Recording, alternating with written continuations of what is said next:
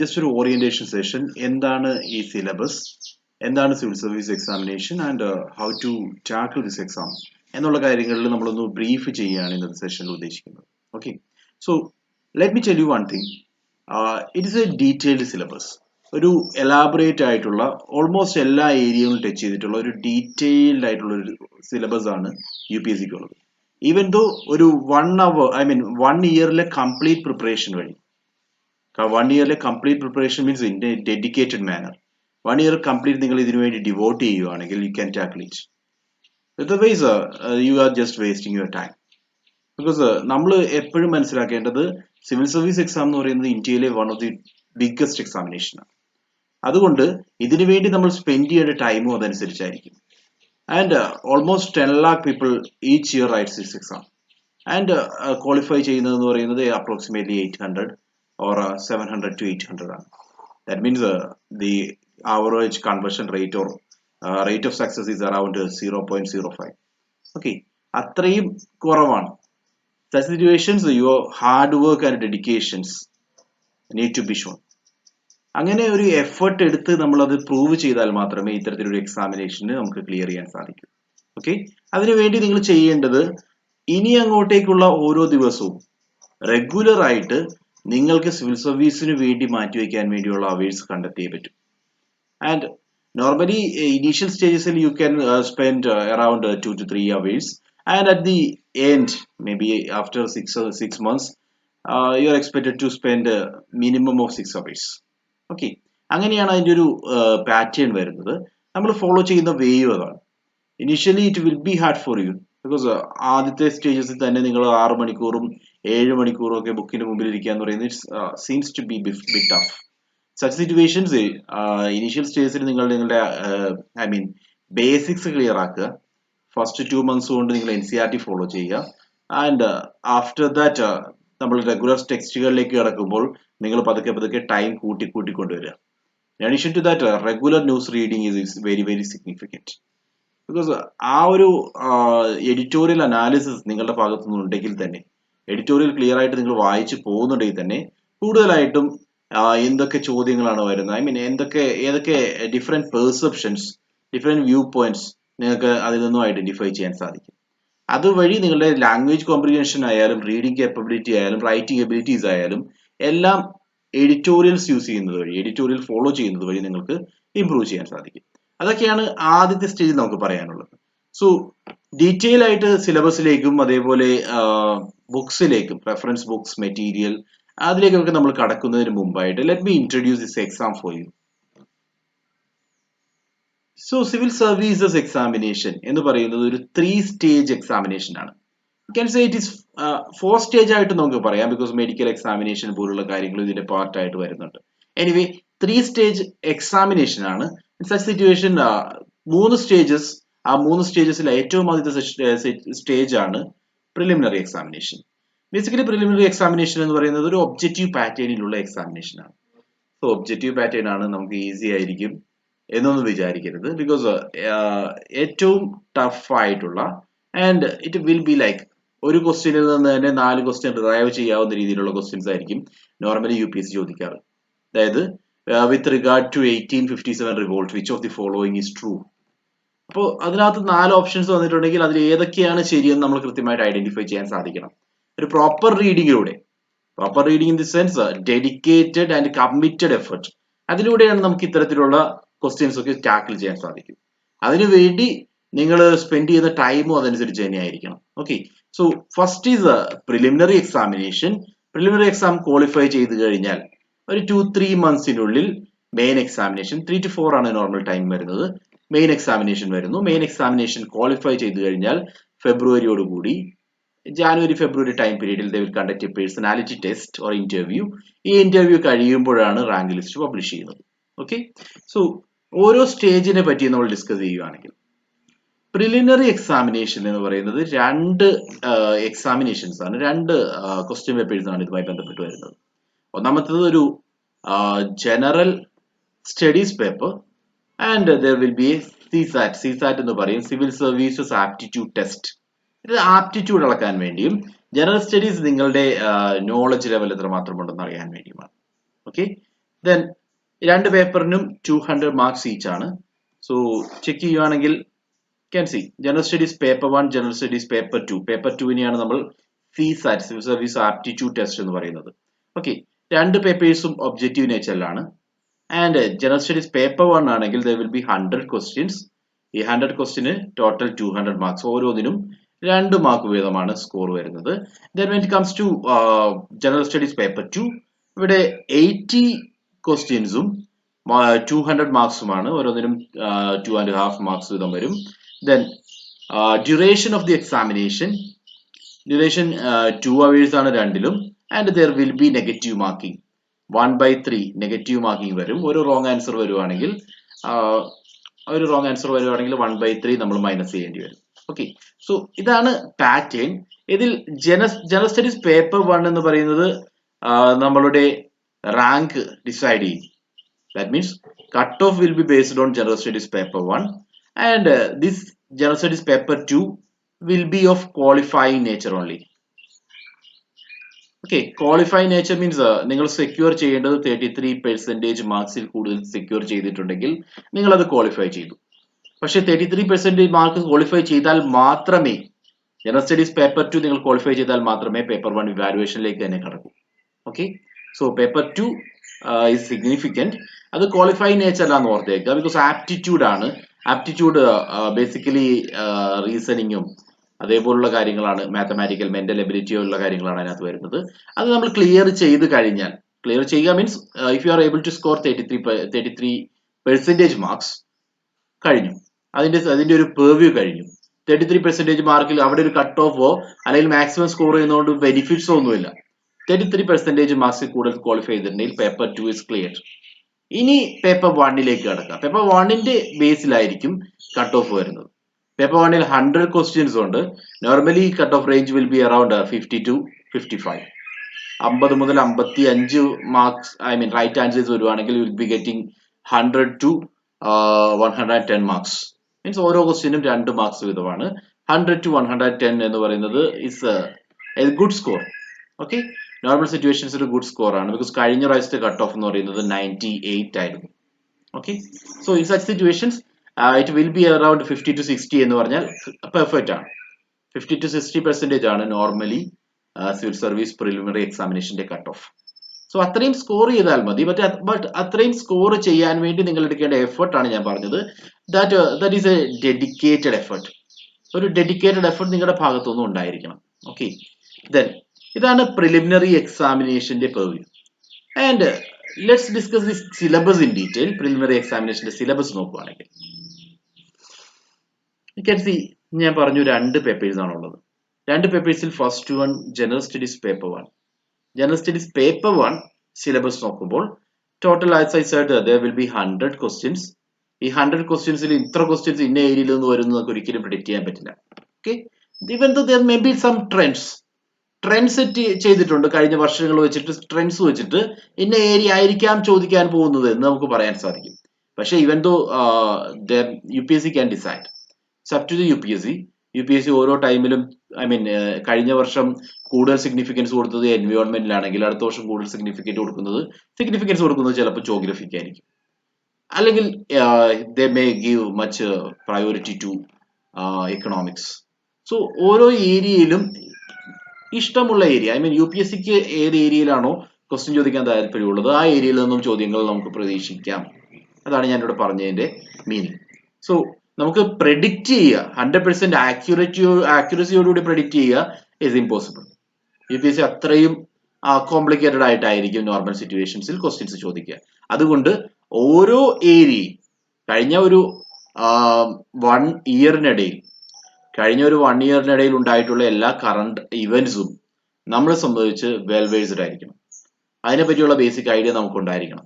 എന്തൊക്കെയായിരുന്നു കഴിഞ്ഞ ഒരു വർഷത്തിനിടയിൽ ഇക്കണോമിക്സ് ഫെയറിൽ നടന്നിട്ടുള്ളത്, അല്ലെങ്കിൽ എന്തൊക്കെയായിരുന്നു ജോഗ്രഫിക്കൽ ടച്ച് ചെയ്തിട്ടുള്ള എന്തൊക്കെ ന്യൂസ് വന്നിട്ടുണ്ടായിരുന്നു, കറണ്ട് അഫയേഴ്സ് വന്നിട്ടുണ്ടായിരുന്നു, ഹിസ്റ്റോറിക്കൽ സിഗ്നിഫിക്കൻസ് എവിടെയെങ്കിലും വന്നിട്ടുണ്ടെങ്കിൽ അത്, അങ്ങനെ ഓരോ ഏരിയയും കറണ്ട് അഫയേഴ്സിൽ ടച്ച് ചെയ്തിട്ടുള്ള കൂടുതൽ ക്വസ്റ്റ്യൻസ് ആണ് നമ്മളിപ്പോൾ കാണുന്നത്.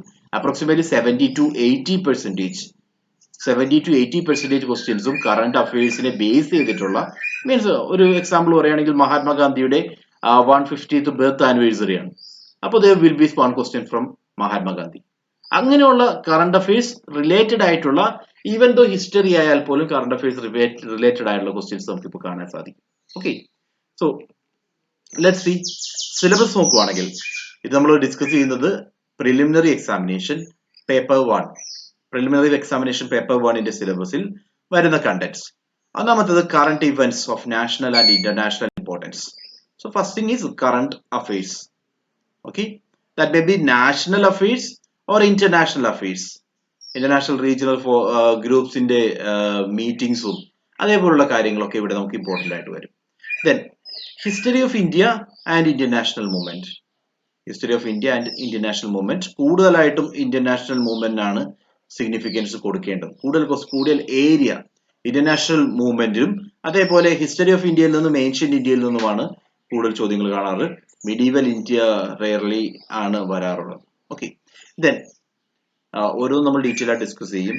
Because it may not be ഈ പറയുന്ന ബിഗിനർ എന്നുള്ള രീതിയിൽ ഏൻഷ്യൻ മിഡീവൽ ആൻഡ് മോഡേൺ ഇന്ത്യയെ പറ്റിയുള്ള നോളജ് അത്രമാത്രം ഉണ്ടാകണം എന്നില്ല. അപ്പൊ അതിൽ ഈ ഓരോ ഏരിയയും നമ്മൾ ഡീറ്റെയിൽ ആയിട്ട് ഇനി വരുന്ന സെഷൻസിനകത്ത് ഡിസ്കസ് ചെയ്യുന്നതായിരിക്കും. Then Indian and world geography, physical features, social features, economical geography, അങ്ങനെയുള്ള കാര്യങ്ങളെല്ലാം നമ്മൾ ഡീറ്റെയിൽ ആയിട്ട് പറയും. ഇതും സിലബസിന്റെ പാർട്ടായിട്ട് നമുക്ക് കാണാം. പിന്നീട് വരുന്നത് Indian polity and governance, Indian കോൺസ്റ്റിറ്റ്യൂഷന്റെ ബേസിക് ഐഡിയാസ്, ഇന്ത്യൻ കോൺസ്റ്റിറ്റ്യൂഷന്റെ various articles and important other provisions. നമ്മൾ അതെല്ലാം അറിഞ്ഞിരിക്കണം. അതാണ് ഈ ഏരിയയിൽ വരുന്നത്. Okay, so first one was current affairs, second history, third geography, fourth Indian polity, and the fifth one is economic and social development, Indian economy. Okay, ഇക്കോണമിയിൽ നിന്നുള്ള questions basically sustainable ഡെവലപ്മെന്റിനെയും poverty, inclusion, financial inclusion, measures of government, അങ്ങനെയുള്ള area, അതേപോലെ demographics തുടങ്ങിയിട്ടുള്ള കാര്യങ്ങളിൽ നിന്നും base ചെയ്തിട്ടുള്ളതായിരിക്കും. Then sixth one is general issues on environment ecology. അതായത് എൻവയോൺമെന്റ് ഒരു ഇമ്പോർട്ടന്റ് ഏരിയ ആണ്. എൻവയോൺമെന്റിൽ നിന്നുള്ള general issues, then biodiversity, climate change പോലുള്ള കാര്യങ്ങളിൽ നിന്നും ക്വസ്റ്റ്യൻസ് ഉണ്ടാകാം. ഇവിടെയൊക്കെ നിങ്ങൾ ഒരു എക്സ്പെർട്ട് നോളജ് അല്ല പ്രതീക്ഷിക്കുന്നത്, ഒരു സ്പെഷ്യലൈസ്ഡ് നോളജ് അല്ല പ്രതീക്ഷിക്കുന്നത്. ബേസിക് ഐഡിയ എല്ലാവർക്കും ഉണ്ടായിരിക്കും. അത്തരത്തിലുള്ള ക്വസ്റ്റ്യൻസ് ആയിരിക്കും വരിക. അതിവിടെ ക്ലിയർ ആയിട്ട് പറയുന്നുണ്ട്. That do not require subject specialisation. Subject specialisation അല്ല, ബേസിക് ഐഡിയ എന്താണ് ക്ലൈമറ്റ് ചേഞ്ചിന്റെ കോസിംഗ് ഫാക്ടേഴ്സ് തുടങ്ങിയിട്ടുള്ള കാര്യങ്ങൾ നമ്മൾ കൃത്യമായിട്ട് അറിഞ്ഞിരിക്കണം. Then in addition to that general science is there. ജനറൽ സയൻസിൽ നിന്നും ക്വസ്റ്റ്യൻസ് ബയോളജിയിൽ നിന്നുമാണ് വരാറുള്ളത്. And chemistry and physics rarely asked. ചോദിക്കുകയാണെങ്കിൽ ഫിസിക്സിൽ നിന്നുള്ള ക്വസ്റ്റ്യൻസ് ആണ് വരാറ്. അതും ബേസിക് ലെവൽ ക്വസ്റ്റ്യൻസ് മാത്രമേ പ്രതീക്ഷിക്കേണ്ടതുള്ളൂ. ബയോളജിയിൽ നിന്നും കുറച്ച് ഡീറ്റെയിൽ ആയിട്ട് മനസ്സിലാക്കുക. Physics and chemistry basic level questions മാത്രം. ഓക്കെ, ഇതാണ് GS പേപ്പർ 1. എന്തെങ്കിലും ഡൗട്ട്സോ കൺഫ്യൂഷനോ വല്ലതും ഉണ്ടോ?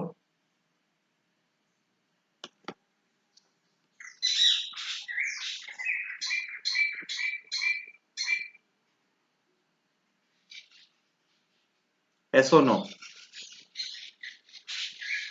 Okay, so let's move on. Next is General Studies Paper 2, that is CSAT, Civil Service Aptitude Test എന്ന് പറയും. ഈ സിവിൽ സർവീസസ് ആപ്റ്റിറ്റ്യൂഡ് ടെസ്റ്റിൽ നമ്മൾ നേരത്തെ പറഞ്ഞ point ഓർത്തേക്കുക.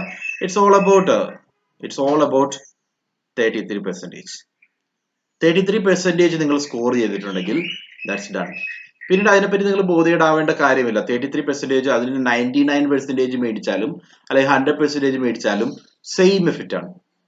So try to clear this exam, that's enough. ഇതിൽ ക്ലിയർ ചെയ്യാൻ ശ്രമിക്കുക. ക്ലിയർ ചെയ്യാനുള്ള കാര്യങ്ങൾ നിങ്ങൾക്ക് ഉണ്ടാവണം. ഓക്കെ, നമ്മൾ അതെല്ലാം ഡീറ്റെയിൽ ആയിട്ട് ഡിസ്കസ് ചെയ്യും. ബേസിക് ലെവലിൽ ഈ എക്സാം ക്വാളിഫൈ ചെയ്യുക. ക്വാളിഫൈ ചെയ്യാൻ വേണ്ടിയുള്ള ജനറൽ ഐഡിയ നമ്മളുടെ കയ്യിൽ ഉണ്ടാകണം. അതായത് 33% നമുക്ക് കിട്ടണം.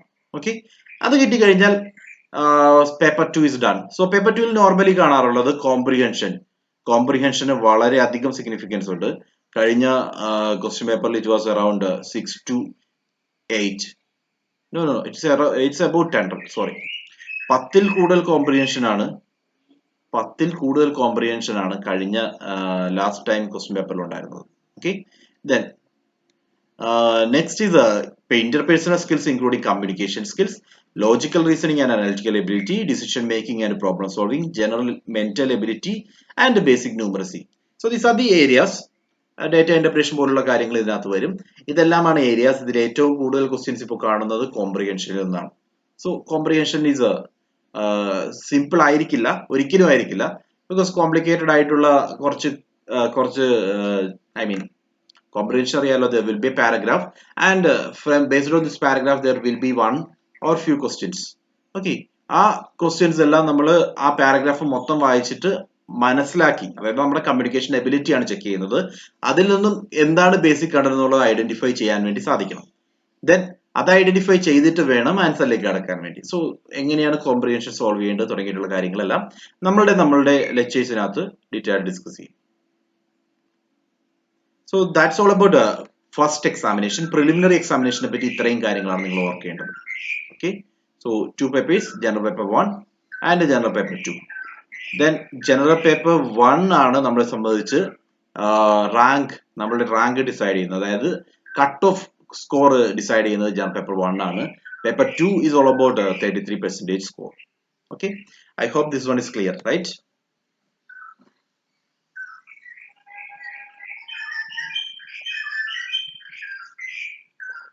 Okay, fine.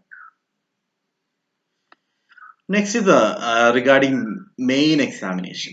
So നമ്മൾ ആ പ്രിലിമിനറി സ്റ്റേജ് ക്വാളിഫൈ ചെയ്ത് കഴിഞ്ഞാൽ അടുത്ത ലെവലിലേക്ക് വരുമ്പോൾ UPSC മെയിൻ എക്സാമിനേഷൻ ആണ്. ഓക്കെ, UPSC മെയിൻസ് എക്സാമിനേഷനിലേക്ക് വരുമ്പോൾ ഇവിടെ നമ്മൾ അറ്റൻഡ് ചെയ്യേണ്ടത് 9 പേപ്പേഴ്സ് ആണ്.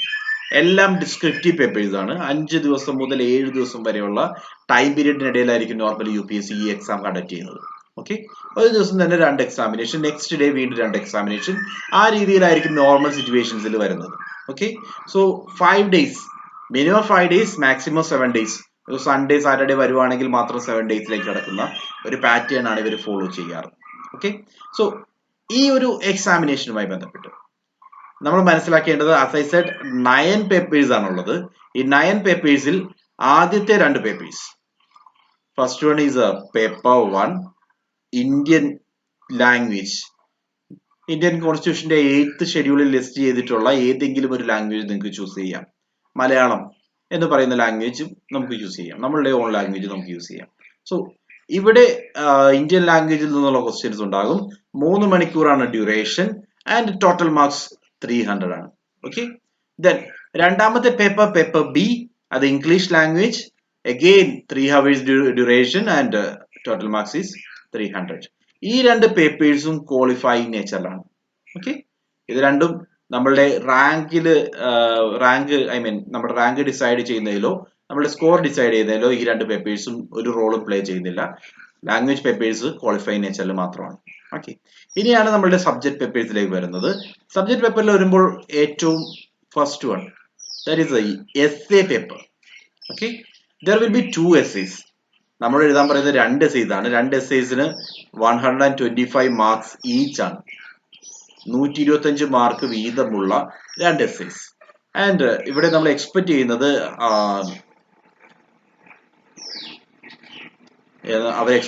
അവർ നമ്മളോട് ചോദിക്കുന്നത് റൈറ്റ് അപ്രോക്സിമേറ്റ്ലി 1000 വേർഡ്സ് ഓർ 1250 വേർഡ്സിനുള്ള essays ആണ് വരാറ്. And 800 to 1000 is fine. 800 to 1000 words is fine. Okay, ആ രീതിയിലാണ് നമ്മൾ എഴുതേണ്ടത്. ആൻഡ് 2 ക്വസ്റ്റ്യൻസ്, അത് എങ്ങനെയാണ് നമ്മൾ അപ്രോച്ച് ചെയ്യേണ്ടത്, essay റൈറ്റിംഗിൽ നമ്മൾ കോൺസെൻട്രേറ്റ് ചെയ്യേണ്ട കാര്യങ്ങൾ എന്തൊക്കെയാണ് തുടങ്ങിയിട്ടുള്ളതെല്ലാം നമ്മൾ ഡീറ്റെയിൽ ആയിട്ട് നമ്മളുടെ ലെക്ചറിനകത്ത് ഡിസ്കസ് ചെയ്യും. And keep in mind one more thing, after 1 week, you guys start with your NCERT-യുടെ ബേസിക് നോളജ് കിട്ടിയതിന് ശേഷം നമ്മൾ essay റൈറ്റിംഗ് സെഷൻസിലേക്ക് കടക്കും. essay റൈറ്റിംഗ് എന്ന് പറഞ്ഞാൽ weekly you will have to write one essay എഴുതുക. ആ essay നമ്മൾ എന്നിട്ട് ഫോർവേഡ് ചെയ്യുക. നമ്മളത് ഡീറ്റെയിൽ ആയിട്ട് ഇവാലുവേറ്റ് ചെയ്തതിന് ശേഷം യു വിൽ ഗെറ്റ് ഫീഡ്ബാക്ക്. ആ ഫീഡ്ബാക്കിനെ ബേസ് ചെയ്ത് നിങ്ങൾക്ക് ഇംപ്രൂവ്മെന്റ്സ് നടത്താം. ആ രീതിയിലായിരിക്കും നമ്മൾ ഈ ഒരു പ്രോഗ്രാം തന്നെ പ്ലാൻ ചെയ്തിരിക്കുന്നത്. ഓക്കെ, സോ ഒരു വീക്കിലി ആക്ടിവിറ്റീസ് എടുത്തു കഴിഞ്ഞാൽ വീക്കിലി ആക്ടിവിറ്റീസിൽ റെഗുലർ സെഷൻസ് ഉണ്ടാകും. അതോടൊപ്പം തന്നെ there will be current affairs discussion. അത് കൂടാതെ there will be some MCQs, നമ്മളുടെ ടോപ്പിക് ബേസ്ഡ് ആയിട്ടുള്ള MCQs ഉണ്ടാകും. And finally there will be an essay writing practice.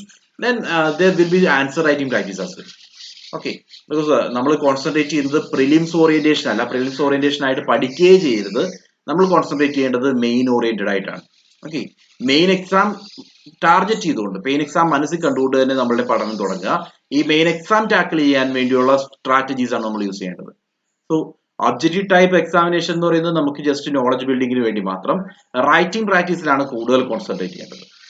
Writing practice, because we will be writing more questions. I mean answer writing practices ആയിരിക്കും. Questions വരും, അതിനെ base ചെയ്തുകൊണ്ട് നിങ്ങൾ answer എഴുതേണ്ടി വരും. ആ ആൻസർ റൈറ്റിംഗ് നിങ്ങളുടെ നോളജ് ലെവൽ ഇംപ്രൂവ് ചെയ്യാനും language skills improve ചെയ്യാനും വളരെയധികം ഹെൽപ്ഫുൾ ആയിരിക്കും.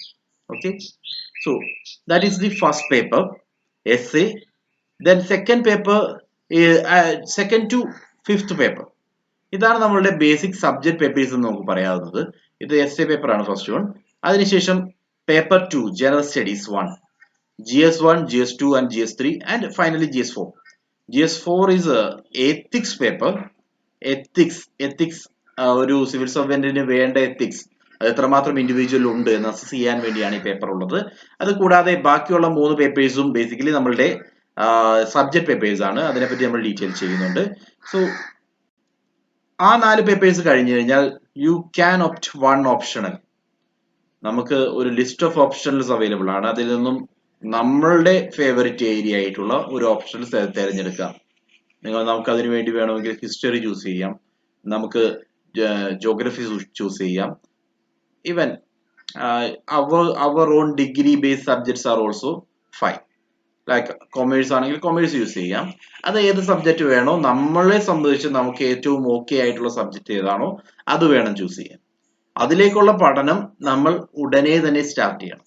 ഓക്കെ, ബിക്കോസ് ഒരു ഡീറ്റെയിൽഡ് ആയിട്ടുള്ള, അതായത് ഇതുവരെ നമ്മളോട് ചോദിച്ചിരിക്കുന്നതെല്ലാം ബേസിക് ലെവൽ ക്വസ്റ്റ്യൻസ് ആണെങ്കിൽ, basic level in the sense നമുക്കൊരു സാധാരണക്കാരൻ അറിയേണ്ട ചോദ്യങ്ങളാണെങ്കിൽ, സബ്ജക്ട് നമ്മുടെ ഓപ്ഷണൽ സബ്ജക്റ്റിലേക്ക് വരുമ്പോൾ കുറച്ചും കൂടി എക്സ്പെർട്ടിന്റെ നോളജ് റിക്വയർമെന്റ് ആണ്.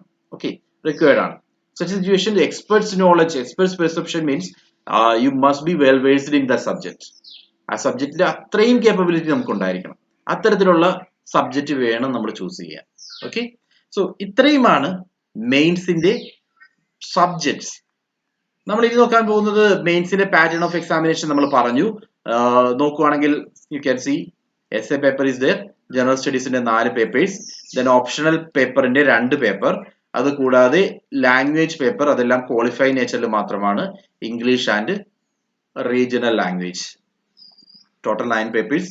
9 പേപ്പേഴ്സിൽ 2 പേപ്പേഴ്സ് ക്വാളിഫൈങ് നേച്ചറിലും, ബാക്കിയുള്ളത് നമ്മുടെ ടോട്ടൽ സ്കോറിൽ ആഡ് ചെയ്യുന്ന പേപ്പേഴ്സുമാണ്. സോ ഒന്ന് വരുന്ന ഏരിയാസ് ഏതൊക്കെയാണെന്ന് ചോദിച്ചു കഴിഞ്ഞാൽ 4 പേപ്പേഴ്സിനകത്ത് ഞാൻ ഓൾറെഡി പറഞ്ഞു 4 എണ്ണമാണ് നമ്മളുടെ സബ്ജക്ട് പേപ്പേഴ്സ് വരുന്നത്. അതിൽ GS പേപ്പർ 1, ഇതിൽ ബേസിക്കലി വരുന്നത് ഇന്ത്യൻ ഹെറിറ്റേജ് ആൻഡ് കൾച്ചർ എന്ന area. Indian heritage and culture, then geography, history of the world, geography and history of the world and society. ഈ 3 ഏരിയയിലാണ് ജനറൽ സ്റ്റഡീസ് പേപ്പർ 1 കോൺസെൻട്രേറ്റ് ചെയ്യുന്നത്. Paper 2-ൽ governance, constitution, polity, social justice and international relations. And paper 3-ലേക്ക് വരുമ്പോൾ technology, economic development, technology, economic development, biodiversity, environment, security and disaster management. Then ethics paper, ethics, integrity and aptitude. ഇത് 3 അതിനകത്ത് test ചെയ്യുന്നത്. So basically ഈ ഓരോ ഏരിയയ്ക്ക് വേണ്ടി നമ്മളിവിടെ identify ചെയ്ത ഓരോ ഏരിയയ്ക്ക് വേണ്ടി മെയിൻ എക്സാമിനേഷൻ പോയിന്റ് ഓഫ് വ്യൂവിൽ നമ്മൾ ഒരു ടെസ്റ്റ്, നമ്മൾ ഒരു സ്റ്റാൻഡേർഡ് ടെസ്റ്റ് മിനിമം ഫോളോ ചെയ്യണം. And 2 is fine. Okay, because നമുക്ക് 2 പെർസെപ്ഷൻ, 2 വ്യൂ പോയിന്റ്സ് എങ്കിലും കിട്ടണം. അതിനുവേണ്ടി 2 ടെസ്റ്റ് ആണ് നമ്മൾ നോർമലി മെയിൻ എക്സാമിനേഷൻ വ്യൂവിലേക്ക് നമ്മൾ ഫോളോ ചെയ്യാറ്. ഓക്കെ, സോ മിനിമം 1 ടെസ്റ്റ്, അതൊരു 1000 times, or 1000 is not possible, ഒരു 10 ടൈംസ് നമ്മൾ റീഡ് ചെയ്യുവാണെങ്കിൽ ഒരു ടെക്സ്റ്റ് 10 തവണ അത് വായിക്കുക. അല്ലാതെ 10 ടെസ്റ്റ് ഓരോ തവണ വായിക്കുന്ന ഒരു അപ്രോച്ചേ ഫോളോ ചെയ്യാൻ പാടില്ല. ഓക്കെ, ഒരു ടെക്സ്റ്റ് എടുക്കുക, ആ ടെക്സ്റ്റ് 10 തവണ നിങ്ങൾ വായിക്കുക. ബിക്കോസ് റിവിഷൻ ആൻഡ് റിവൈസ് ആ ഒരു സ്ട്രാറ്റജിയാണ് നമ്മൾ ഫോളോ ചെയ്യേണ്ടത്. ആൻഡ് ഞാനിവിടെ 2 ടെക്സ്റ്റ് പറയാനുള്ള കാരണം മെയിൻ എക്സാമിനേഷൻ കോമ്പറ്റീറ്റീവ് ലെവൽ വളരെ കൂടുതലാണ്. അപ്പോൾ നിങ്ങൾക്ക് എന്താണോ അഡീഷണൽ നോളജ് ഉള്ളത്, അഡീഷണൽ നോളജ് ആണ്, അല്ലെങ്കിൽ ബാക്കിയുള്ളവരുമായിട്ട് കമ്പയർ ചെയ്യുമ്പോൾ നിങ്ങളുടേതായ സ്പെഷ്യൽ നോളജ് എന്താണോ ആ സ്പെഷ്യൽ നോളജ് ആണ് ഇവിടെ മാറ്റേഡ് ആവുന്നത്. Okay, so that's what matters. അതേ രീതിയിൽ ഒരു നോളജ് ഗെയിനിങ് ഉണ്ടാവണമെങ്കിൽ നിങ്ങൾ ഒരു ടെക്സ്റ്റ് 10 പ്രാവശ്യം വായിക്കണം. That strategy is required. In addition to that you must go for a second test as well. ആ സെക്കൻഡ് ടെസ്റ്റ് നിങ്ങൾ 10 ടൈംസ് വായിക്കണം. ഓക്കെ, അത് എന്തുകൊണ്ടാണ് ഇങ്ങനെ പറയുന്നത് വെച്ച് കഴിഞ്ഞാൽ there are some certain standard text books നമ്മുടെ എല്ലാ സൈറ്റ്സും അല്ലെങ്കിൽ എല്ലാ UPSC ഹോൾഡേഴ്സും റെഫർ ചെയ്യുന്ന ചില സ്റ്റാൻഡേർഡ് ടെക്സ്റ്റ് ബുക്ക് ഉണ്ട്. അതെല്ലാം നമ്മൾ റെഫർ ചെയ്തിരിക്കണം. Okay, so let's see subjects. Main എക്സാമിനേഷന്റെ സബ്ജക്ട്സ് നമുക്കൊന്ന് ഡീറ്റെയിൽ ആയിട്ട് ഇവാലുവേറ്റ് ചെയ്യാം. First one is Indian language paper and English paper. ഈ 2 പേപ്പേഴ്സിൽ നമ്മൾ അറിയേണ്ടത് ഇതിനകത്ത് മിനിമം നമുക്ക് വേണ്ട സ്കോർ 25% ആണ്. ഓക്കെ, 25%ൽ താഴെ വരുവാണെങ്കിൽ നമ്മൾ ഫെയിൽ ആയി. പിന്നീട് നമ്മളുടെ ഒരു പേപ്പറും ഒരു വാല്യൂ ചെയ്യില്ല. ഓക്കെ, സോ ഫസ്റ്റ് പേപ്പർ അവർ ഇവാലുവേഷന് വേണ്ടി എടുക്കുന്ന ഫസ്റ്റ് പേപ്പർ എന്ന് പറയുന്നത് ലാംഗ്വേജ് പേപ്പർ ആയിരിക്കും. 2 ലാംഗ്വേജ് പേപ്പറിനും നമ്മൾ മിനിമം 25% സ്കോർ ചെയ്യണം. 25% അത്രയേ ഉള്ളൂ. അത്രേ ഉള്ളൂ എന്ന് പറയുമ്പോൾ അതിനുവേണ്ടിയുള്ള എഫർട്ട് എടുത്താൽ മാത്രം, അതിനുവേണ്ടിയുള്ള ഹോൾ ഹാർട്ടഡ് എഫർട്ട് എടുത്താൽ മാത്രമേ ആ ഒരു സ്കോറിലേക്ക് എത്താൻ സാധിക്കൂ. സോ 25%ൽ കൂടുതൽ മാർക്സ് ഈ പേപ്പറിന് നമ്മൾ സ്കോർ ചെയ്തിട്ടുണ്ടെങ്കിൽ ദാറ്റ്സ് ഇറ്റ്. ഓക്കെ, അതിൽ കൂടുതൽ സ്കോർ ചെയ്ത് കഴിഞ്ഞാൽ നമ്മൾ ക്വാളിഫൈ ചെയ്ത് കഴിഞ്ഞാൽ അടുത്ത പേപ്പർ അവർ വാല്യൂ ചെയ്യും. ക്വാളിഫൈ ചെയ്തിട്ടില്ലെങ്കിൽ പിന്നീട് നമ്മളുടെ ഒരു പേപ്പർ ഒരു വാല്യൂ ചെയ്യില്ല. ഓക്കെ, അതാണ് ഇവിടെ വരുന്നത്. Then so 25% of either of them, their remaining answer sheets won't be evaluated. So ഞാൻ പറഞ്ഞ പോയിന്റ് ഒന്നുകൂടി റിപ്പീറ്റ് ചെയ്യുന്നു. 25% ഫസ്റ്റ് പേപ്പറിനും സെക്കൻഡ് പേപ്പറിനും. ദാറ്റ് മീൻസ് ഇന്ത്യൻ ലാംഗ്വേജ് പേപ്പേഴ്സിന്, ഇന്ത്യൻ ലാംഗ്വേജ് ആൻഡ് ഇംഗ്ലീഷ്, ഈ 2 പേപ്പറിന് 25% മിനിമം സ്കോർ ചെയ്തില്ലെങ്കിൽ ബാക്കിയുള്ള ഒരു പേപ്പേഴ്സും വാല്യൂ ചെയ്യില്ല. ആൻഡ് ഇവിടെ ഇന്ത്യൻ ലാംഗ്വേജ് പേപ്പേഴ്സ് എടുക്കുമ്പോൾ അതിന്റെ പാറ്റേൺ നോക്കിയാൽ there will be one essay. ഒരു എസ്സേ ക്വസ്റ്റ്യൻ ആയിരിക്കും 100 മാർക്സിന്റെ. Candidates have to select one of the few given topics. നമുക്ക് അതിനു വേണ്ടി ചില ടോപ്പിക്സ് വന്നിട്ടുണ്ടാവും. ആ ടോപ്പിക്സിൽ നിന്നും മേ ബി 3 or 4 ടോപ്പിക്സ്, അതിൽ നിന്നും നമുക്ക് വേണ്ട ഒരു ടോപ്പിക്, നമുക്ക് ഏറ്റവും ഓക്കെ ആയിട്ടുള്ള ഒരു ടോപ്പിക് സെലക്ട് ചെയ്യാം. Then reading comprehension and related 5-6 questions for the total of 60 marks. രണ്ടാമതായിട്ട് there will be a reading comprehension, അതുമായി ബന്ധപ്പെട്ട് വരുന്ന 5-6 ക്വസ്റ്റ്യൻസും. അതിന്റെ സ്കോർ എന്ന് പറയുന്നത് 60 മാർക്സ് ആണ്. So 100 + 60 is 160. ദെൻ അതിനുശേഷം 60 മാർക്സ്. അതിനുശേഷം there will be precise writing. Precise writing-നകത്ത് വരുന്നത് answer sheet will be given, will have a separate grid structure where this has to be written. ഒരു precise writing പ്രാക്ടീസ് ഉണ്ടാവും. അതിനകത്ത് ഒരു grid സ്ട്രക്ചറിലുള്ള answer script ആയിരിക്കും. അതിനകത്ത് നമ്മളത് ചെയ്യണം. ഓക്കെ, ലാംഗ്വേജ് പേപ്പേഴ്സിന്റെ കാര്യങ്ങളിലേക്ക് പിന്നീട് നമുക്ക് കടക്കാം. Then translation into English, translation from English to chosen language. നമ്മൾ എടുത്തിരിക്കുന്ന ലാംഗ്വേജ് ഏതാണോ, ഇന്ത്യൻ ലാംഗ്വേജ് ഏതാണോ അതിനകത്തേക്ക് ട്രാൻസ്ലേറ്റ് ചെയ്യുക. ഇനി ഇംഗ്ലീഷ് പേപ്പറിലാണെങ്കിൽ chosen language chosen language to English എന്ന് പറഞ്ഞൊരു ഓപ്ഷൻ കൂടി അതിനകത്തുണ്ടാവും. ഇത്തരത്തിലുള്ള കുറെ ക്വസ്റ്റ്യൻസ്, അതിന്റെ പാറ്റേൺ ആണ് നമ്മളിപ്പോൾ പറഞ്ഞത്. 100 + 60 + 60, then there will be 20 and finally grammar and basic language. ഇതിനകത്ത് 40 മാർക്സും കൂടി വരും. ഓക്കെ, ടോട്ടൽ 300 മാർക്സിന്റെ എക്സാമിനേഷൻ ആണ്. Then second paper, essay paper. ഇവിടെ തൊട്ടാണ് നമ്മളുടെ ഇത് റെലവന്റ് തന്നെയാണ്. ഇന്ത്യൻ ലാംഗ്വേജ് പേപ്പേഴ്സ് അല്ലെങ്കിൽ ലാംഗ്വേജ് പേപ്പേഴ്സ് എന്ന് പറയുന്നത് റെലവന്റ് ആണ്. ബിക്കോസ് മിനിമം മാർക്സ് സ്കോർ ചെയ്യണം. ഓക്കെ, നമ്മളുടെ റാങ്ക് ലിസ്റ്റിലേക്ക് വരുമ്പോൾ റാങ്കിങ്ങുമായി ബന്ധപ്പെട്ട് നമുക്ക് റെലവന്റ് ആയിട്ടുള്ള സബ്ജക്ട്സ് എസ്സേ തൊട്ടാണ്. ഓക്കെ, എസ്സേയുടെ കേസിൽ UPSC main syllabus do not have any prescribed syllabus for essay writing. Essay പേപ്പർക്ക് വേണ്ടി ഒരു കൃത്യമായിട്ടുള്ള ഒരു സിലബസ് ഒന്നും നമുക്ക് പ്രൊവൈഡ് ചെയ്തിട്ടില്ല. ആൻഡ് UPSC പറയുന്നത് ഇത്രയും കാര്യങ്ങൾ മാത്രമാണ് എസ്സേ പേപ്പറുമായി ബന്ധപ്പെട്ട്. Candidates are expected to keep closely to the subject of the essay to arrange their ideas in an orderly fashion and to write concisely. Credit will be given for effective and exact expression. So ഇവിടെ പറഞ്ഞിരിക്കുന്നതിൽ ഏറ്റവും important ആയിട്ടുള്ളത് this one. Okay, S A പറ്റി നമ്മുടെ സിലബസിനകത്ത് പറഞ്ഞിരിക്കുന്ന ഇത്രയും കാര്യങ്ങൾ മാത്രമേ ഉള്ളൂ. അതിൽ ഏറ്റവും ഇമ്പോർട്ടന്റ് ആയിട്ട് നമ്മൾ ഓർക്കേണ്ടത് candidates are expected to please closely to the subject. എന്താണോ സബ്ജക്ട് തന്നിരിക്കുന്നത് ആ സബ്ജക്റ്റിന്റെ പോയിന്റിൽ എന്താണോ സബ്ജക്ട് മാറ്റർ ആ ഒരു ബേസിക് പോയിന്റിൽ കോൺസെൻട്രേറ്റ് ചെയ്തിരിക്കണം. അതിൽ നിന്നും പലയിടങ്ങളിലായിട്ട് വഴുതി പോകരുത് നമ്മളുടെ റൈറ്റിംഗ്. ഓക്കെ, സോ നോർമലി നമ്മൾ ഒരു ഡിഗ്രി ലെവൽ എക്സാം എഴുതുമ്പോൾ മാക്സിമം എഴുതുക എന്ന് പറയുന്ന കൺസെപ്റ്റിൽ നിന്നും എന്താണോ ഇവിടെ ഉള്ളത് അതിൽ നിന്നും എന്തൊക്കെ നമുക്ക് ഡിറൈവ് ചെയ്യാൻ സാധിക്കും.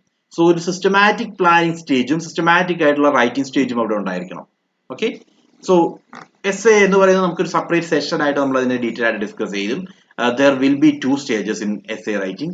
First stage planning and second stage doing. Equal importance must be given to both of them. Planning stage ആയാലും doing stage ആയാലും doing means writing stage ആയാലും ഇവിടെ രണ്ടിടത്തും ഈക്വൽ സിഗ്നിഫിക്കൻസ് ആണുള്ളത്. പ്ലാനിങ്ങിന് എത്ര ടൈം ആണോ നിങ്ങൾ സ്പെൻഡ് ചെയ്തത് അത്രയും ടൈം തന്നെ ആയിരിക്കും എസ് എ റൈറ്റിംഗിന് വേണ്ടി സ്പെൻഡ് ചെയ്യേണ്ടത്. അല്ലാതെ എസ് എ റൈറ്റിംഗ് നമ്മൾ പേപ്പർ കിട്ടുമ്പോൾ തന്നെ സ്റ്റാർട്ട് ചെയ്യുന്ന ഒരു പ്രോസസ്സേ അല്ല. ഇവിടെ നമ്മൾ ഇനിഷ്യൽ സ്റ്റേജസിൽ planning means there will be basic brainstorming, then there will be a comprehensive brainstorming and points collection and all those things will be done. So അതിനു വേണ്ടി നമ്മൾ സെപ്പറേറ്റ് പേജസ് വരെ യൂസ് ചെയ്യും. അത്രയും റെലവെന്റ് ആണ് S A writing. Okay, S A writing എന്താണെന്നുള്ളത് നമ്മൾ detail ആയിട്ട് പിന്നീട് പറയാം, എങ്ങനെയാണ് എഴുതേണ്ടതെന്നും പറയാം. And there will be A combined total of 250 marks. ഈ 250 മാർക്സ് എന്ന് പറയുന്നത് 2 essays ആണ്. നിങ്ങൾ എഴുതേണ്ട 2 essays ആണ്. ആ 2 essaysനുള്ള ടോട്ടൽ മാർക്കാണ് 250. Okay, 125 each. എന്തെങ്കിലും ഡൗട്ട്സ് ഉണ്ടെങ്കിൽ പറയണം. Moving on. Next is GS paper 1. General സ്റ്റഡീസിന്റെ പേപ്പർ 1 എടുക്കുകയാണെങ്കിൽ പേപ്പർ 1ൽ നമ്മൾ എന്തൊക്കെ സബ്ജക്ട്സ് ആണ് വരുന്നതെന്ന് ആദ്യമേ പറഞ്ഞു. ഈ ഓരോ സബ്ജക്ട്സിൽ നിന്നും എന്തൊക്കെ ഏരിയാസ് ആണെന്ന് ക്ലിയർ ആയിട്ട് പറയുന്നുണ്ട്. ഓക്കെ, അത്രയും ഡീറ്റെയിൽഡ് ആണ് നമ്മളുടെ സിലബസ്. സോ GS പേപ്പർ 1 മാത്രം എടുക്കുകയാണെങ്കിൽ അതിനകത്ത് വരുന്ന first area Indian culture. Indian കൾച്ചറുമായി ബന്ധപ്പെട്ട് salient aspects of art forms. Indian art ഫോംസിനെ പറ്റി, ആർട്ട് ഫോംസ് പോലുള്ള ഈവൻ നമ്മളുടെ പപ്പറ്റ് ഫോംസ് ആകാം, ആർട്ട് ഫോംസ് ആകാം, അങ്ങനെയുള്ള എല്ലാ കാര്യങ്ങളെ പറ്റിയും ബേസിക് ഐഡിയ ഉണ്ടാവണം. ഇന്ത്യയിലെ ഓരോ റീജിയണൽ ആർട്ട് ഫോംസും നമുക്ക് അറിയാൻ സാധിക്കണം. അത് ഏത് റീജിയനുമായിട്ട് ബന്ധപ്പെട്ടാണെന്നുള്ളതൊക്കെ നമ്മൾ മനസ്സിലാക്കി വെക്കണം. അതുകൂടാതെ ഇന്ത്യൻ ലിറ്ററേച്ചർ, റൈറ്റേഴ്സിനെ പറ്റി, ലിറ്ററേച്ചർ വർക്ക്സ്, ഫേമസ് ആയിട്ടുള്ള വർക്ക്സ് തുടങ്ങിയിട്ടുള്ള കാര്യങ്ങൾ അറിയണം. Then architecture from ancient to modern times. എങ്ങനെയായിരുന്നു ഇന്ത്യൻ ആർക്കിടെക്ചറിന്റെ ഡിസൈനിങ്, പല രീതിയിലുള്ള സ്ട്രക്ചേഴ്സ് ഉണ്ട്, അതെല്ലാം നമ്മൾ അറിയും. അതെല്ലാം ആണ് ഇന്ത്യൻ കൾച്ചറിന്റെ important areas. Okay, Indian culture session നാളെ നമ്മൾ സ്റ്റാർട്ട് ചെയ്യുന്നുണ്ട്. ഈ പറയുന്ന എല്ലാ ടോപ്പിക്സും നമ്മൾ അവിടെ ആയിരിക്കും ഡിസ്കസ് ചെയ്യാം. ദെൻ അതിനുശേഷം മോഡേൺ ഇന്ത്യൻ ഹിസ്റ്ററി. ഫസ്റ്റ് പേപ്പറിലെ അടുത്ത ടോപ്പിക് മോഡേൺ ഇന്ത്യൻ ഹിസ്റ്ററി ആണ്. ആൻഡ് ഇതിൽ സിഗ്നിഫിക്കന്റ് ഇവന്റ്സ് ഇന്ത്യൻ ഹിസ്റ്ററിയുമായി ബന്ധപ്പെട്ട്, മോഡേൺ ഇന്ത്യൻ ഹിസ്റ്ററീസ് മീൻസ് നമ്മൾ അറിയേണ്ടത് 1750s തൊട്ടുള്ളതാണ്. ബേസിക്കലി മോഡേൺ ഇന്ത്യൻ ഹിസ്റ്ററി നമ്മൾ ഡിസ്കസ് ചെയ്യുമ്പോൾ ഓർഗസെവിന്റെ ഡെത്തോടുകൂടി, ദാറ്റ് മീൻസ് ആഫ്റ്റർ 1707 തൊട്ടുള്ള കാര്യങ്ങളാണ് പ്രധാനമായിട്ടും ബുക്ക് നമ്മുടെ ബുക്സ് ഡിവൈഡ് ചെയ്യാൻ വേണ്ടി മാത്രം യൂസ് ചെയ്യുന്നത്. Even though advent of Europeans ആണ് മോഡേൺ ഹിസ്റ്ററിയുടെ basic level. Advent of Europeans എന്ന് പറഞ്ഞാൽ യൂറോപ്യൻസ് ഇന്ത്യയിലേക്ക് എത്തുന്നത് 1498 വാസ്കോ ഡ ഗാമ. ഓക്കെ, ഈ 1498 വാസ്കോ ഡ ഗാമ എത്തുന്നതോടുകൂടി നമുക്ക് മോഡേൺ ഹിസ്റ്ററി പറഞ്ഞു തുടങ്ങാം. ഓക്കെ, അവിടെ തൊട്ടായിരിക്കും നമ്മൾ ഡിസ്കസ് ചെയ്യുന്നത്. അതിന് പാരലൽ ആയിട്ട്, ബിക്കോസ് 1498 എന്ന് പറയുന്നത് മിഡീവൽ ഇന്ത്യ കൂടിയാണ്. ബിക്കോസ് 1498 നമ്മൾ മുഗൾ എംപയർ സ്റ്റാർട്ട് ചെയ്തിട്ട് പോലുമില്ല. മുഗൾ എംപയർ ഇന്ത്യയിൽ വന്നിട്ടില്ല. മുഗൾ എംപയർ ഇന്ത്യയിൽ വരുന്നത് 1526 കൂടിയാണ് ബാബർ വരുന്നത്. സോ 1526 ബാബർ വരുന്നത് മിഡീവൽ ഇന്ത്യയാണ്. ബട്ട് 1498 വാസ്കോ ഡ ഗാമ വരുന്നത് നമ്മൾ മോഡേൺ ഇന്ത്യയുടെ പാർട്ടായിട്ട് വേണം എടുക്കാൻ.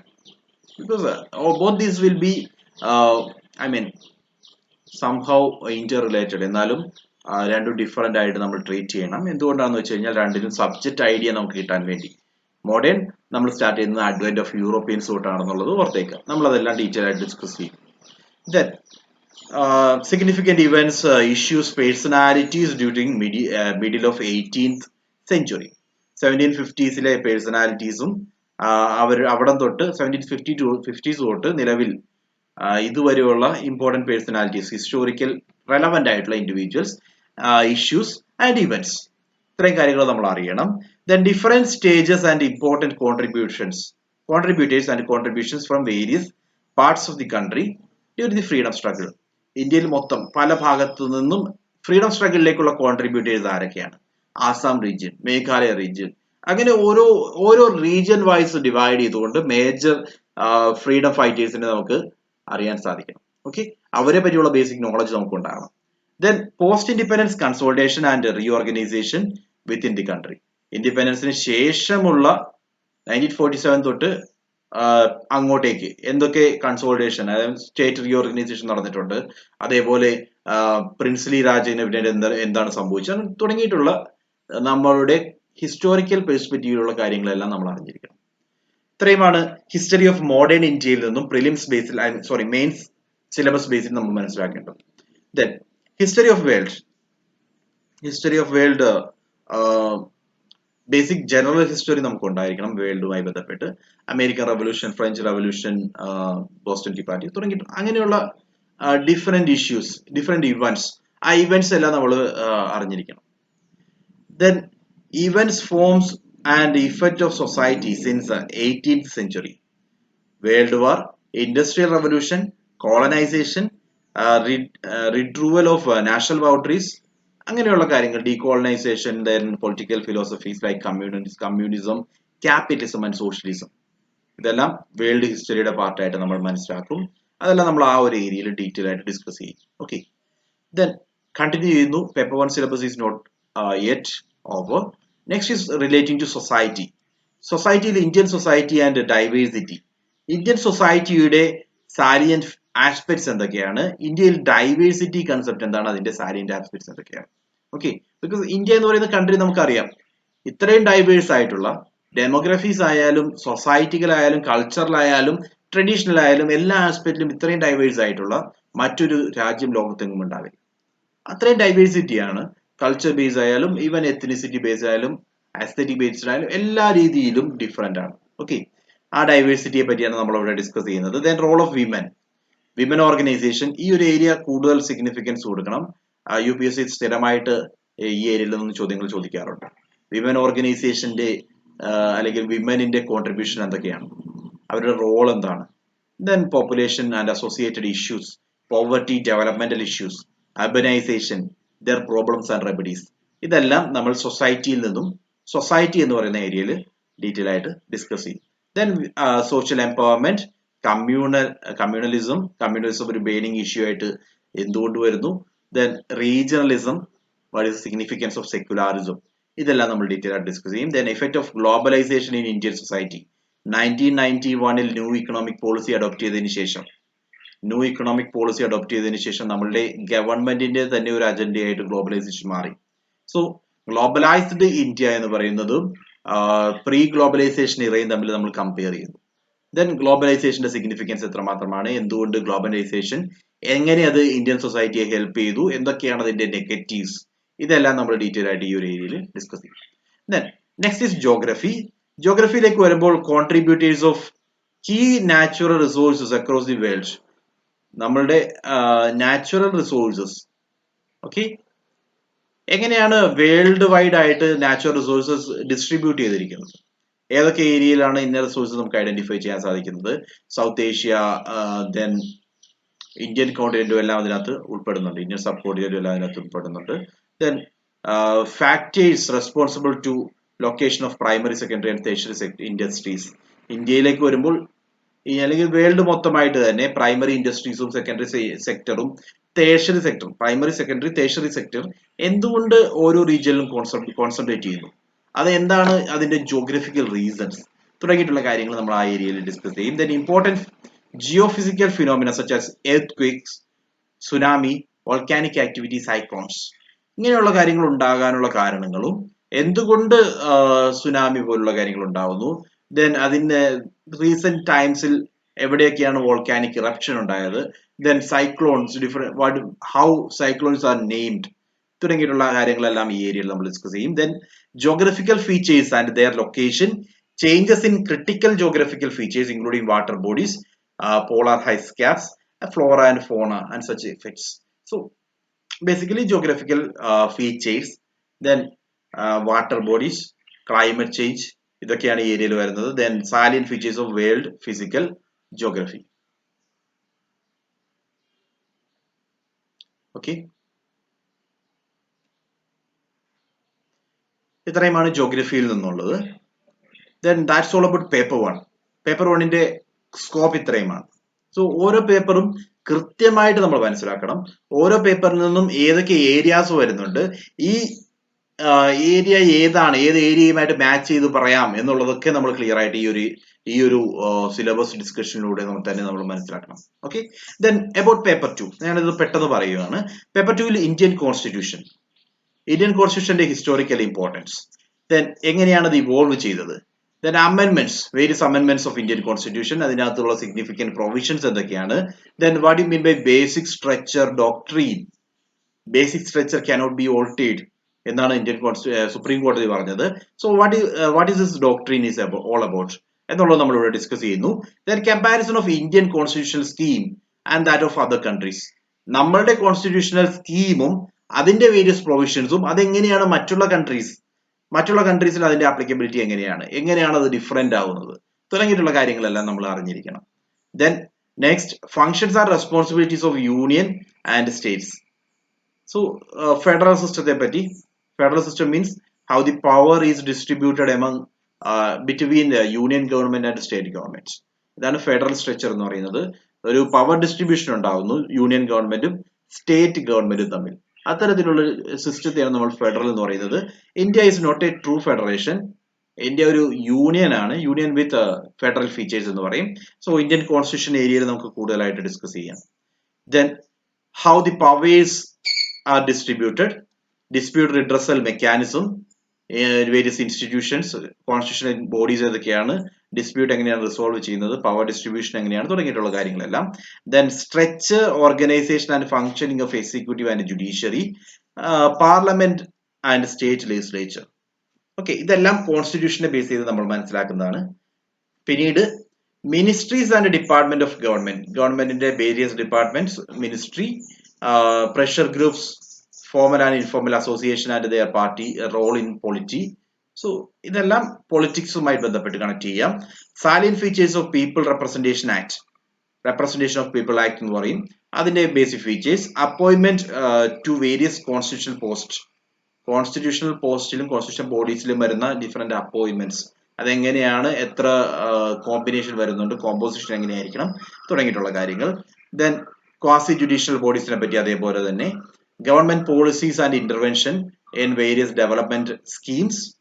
Then development process and in development industry like role of NGOs, SHG തുടങ്ങിയിട്ടുള്ള കാര്യങ്ങളുടെ ഡെവലപ്മെന്റൽ റോൾ എത്രമാത്രമുണ്ട്, അവർ ഡെവലപ്മെന്റിന് വേണ്ടി എന്തൊക്കെ കാര്യങ്ങൾ ചെയ്യുന്നുണ്ട്, ഏത് രീതിയിൽ അവർക്ക് ഇന്റർവ്യൂ ചെയ്യാം തുടങ്ങിയിട്ടുള്ള കാര്യങ്ങൾ. Then welfare schemes of vulnerable sections of the society, അതായത് vulnerable section means SC, ST, OBC and women. ഈ പറയുന്ന വൾണറബിൾ സെക്ഷൻസിന് വേണ്ടിയുള്ള വെൽഫെയർ സ്കീംസ് എന്തൊക്കെയാണ് എന്നുള്ളതാണ് പ്രധാനമായിട്ടും ഈ ഏരിയയിൽ വരുന്നത്. Then another other issues like issues relating to development and management of social sector services relating to health, education and human resources. Then issues relating to poverty and hunger. Important aspects of governance, transparency, accountability like e-governance initiatives of government, digital India scheme പോലുള്ള e-governance initiatives പറ്റി നമ്മൾ അറിയണം. Then role of civil services in democracy.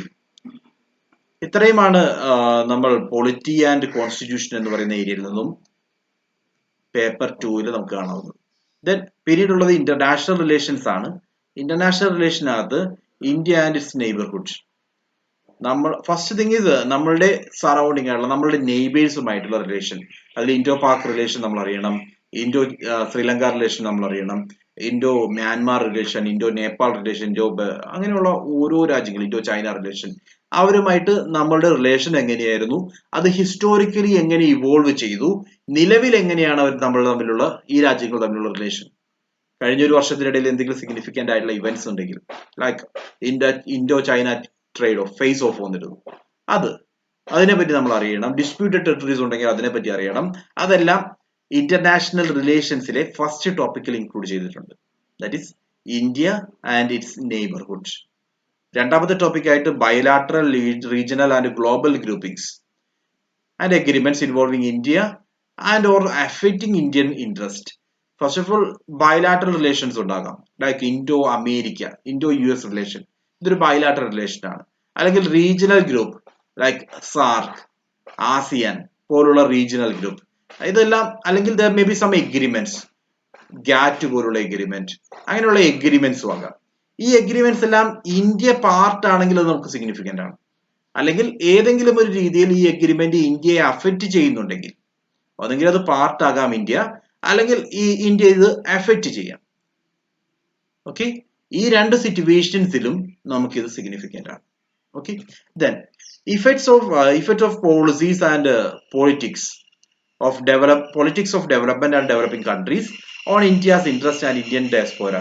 Diaspora means person of Indian origin who are residing outside India. Indians ആണ്, അവർ ഇന്ത്യക്ക് പുറത്ത് താമസിക്കുന്നവരെയാണ് Indian diaspora എന്ന് പറയുന്ന term കൊണ്ട് ഡിനോട്ട് ചെയ്യുന്നത്. സോ ബേസിക്കലി അവരുടെ ഇൻട്രസ്റ്റും ഇന്ത്യൻ ഇൻട്രസ്റ്റിനെയും എഫക്ട് ചെയ്യുന്ന എന്തെങ്കിലും പോളിസീസും അല്ലെങ്കിൽ ഡെവലപ്പിംഗ് കൺട്രീസിന്റെ സ്റ്റാറ്റസും അങ്ങനെയുള്ള എന്തെങ്കിലും ഒക്കെ ഉണ്ടെങ്കിൽ അതെല്ലാം നമ്മൾ അറിഞ്ഞിരിക്കണം. And finally important international institutions like UN, United Nations, അല്ലെങ്കിൽ it may be WTO, World Trade Organization പോലുള്ള ബോഡീസ്, അവരുടെ or agencies and their structure and mandate. Okay, അതിനെ പറ്റിയുള്ള ബേസിക് അവയർനെസ്, യുണൈറ്റഡ് നേഷൻ എങ്ങനെ വർക്ക് ചെയ്യുന്നു, യുണൈറ്റഡ് നേഷന്റെ structure എന്താണ്, അവിടെയുള്ള ഡിഫറെന്റ് ബോഡീസ്, മീറ്റിംഗ്, കോൺഫറൻസസ്, ഇതിനെയൊക്കെ പറ്റി നമ്മൾ അറിഞ്ഞിരിക്കണം. ഇത്രയും കാര്യങ്ങളാണ് GS പേപ്പർ 2 വരുന്നത്. Okay, let's move on to GS paper 3. Paper 3 basically economy, agriculture, ഈ രണ്ട് ഏരിയയിലാണ് കോൺസെൻട്രേറ്റ് ചെയ്യുന്നത്. So let's start paper 3. First is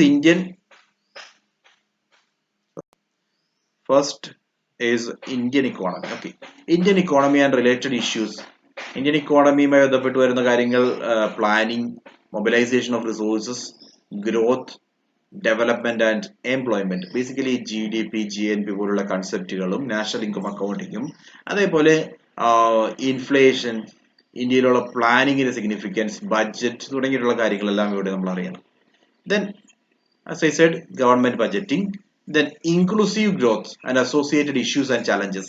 Inclusive growth means എല്ലാ പാർട്ടിനെയും സസ്റ്റൈനബിൾ ഡെവലപ്മെന്റ് അജണ്ടയുമായി ബന്ധപ്പെട്ട് നമുക്ക് പറയാവുന്നതാണ്. സസ്റ്റൈനബിൾ ഡെവലപ്മെന്റ് എന്ന് പറയുന്ന കൺസെപ്റ്റിനകത്ത് ഇൻക്ലൂസീവ് ഗ്രോത്ത് വരണം. മീൻസ് എല്ലാ പാർട്ടീസും, one second,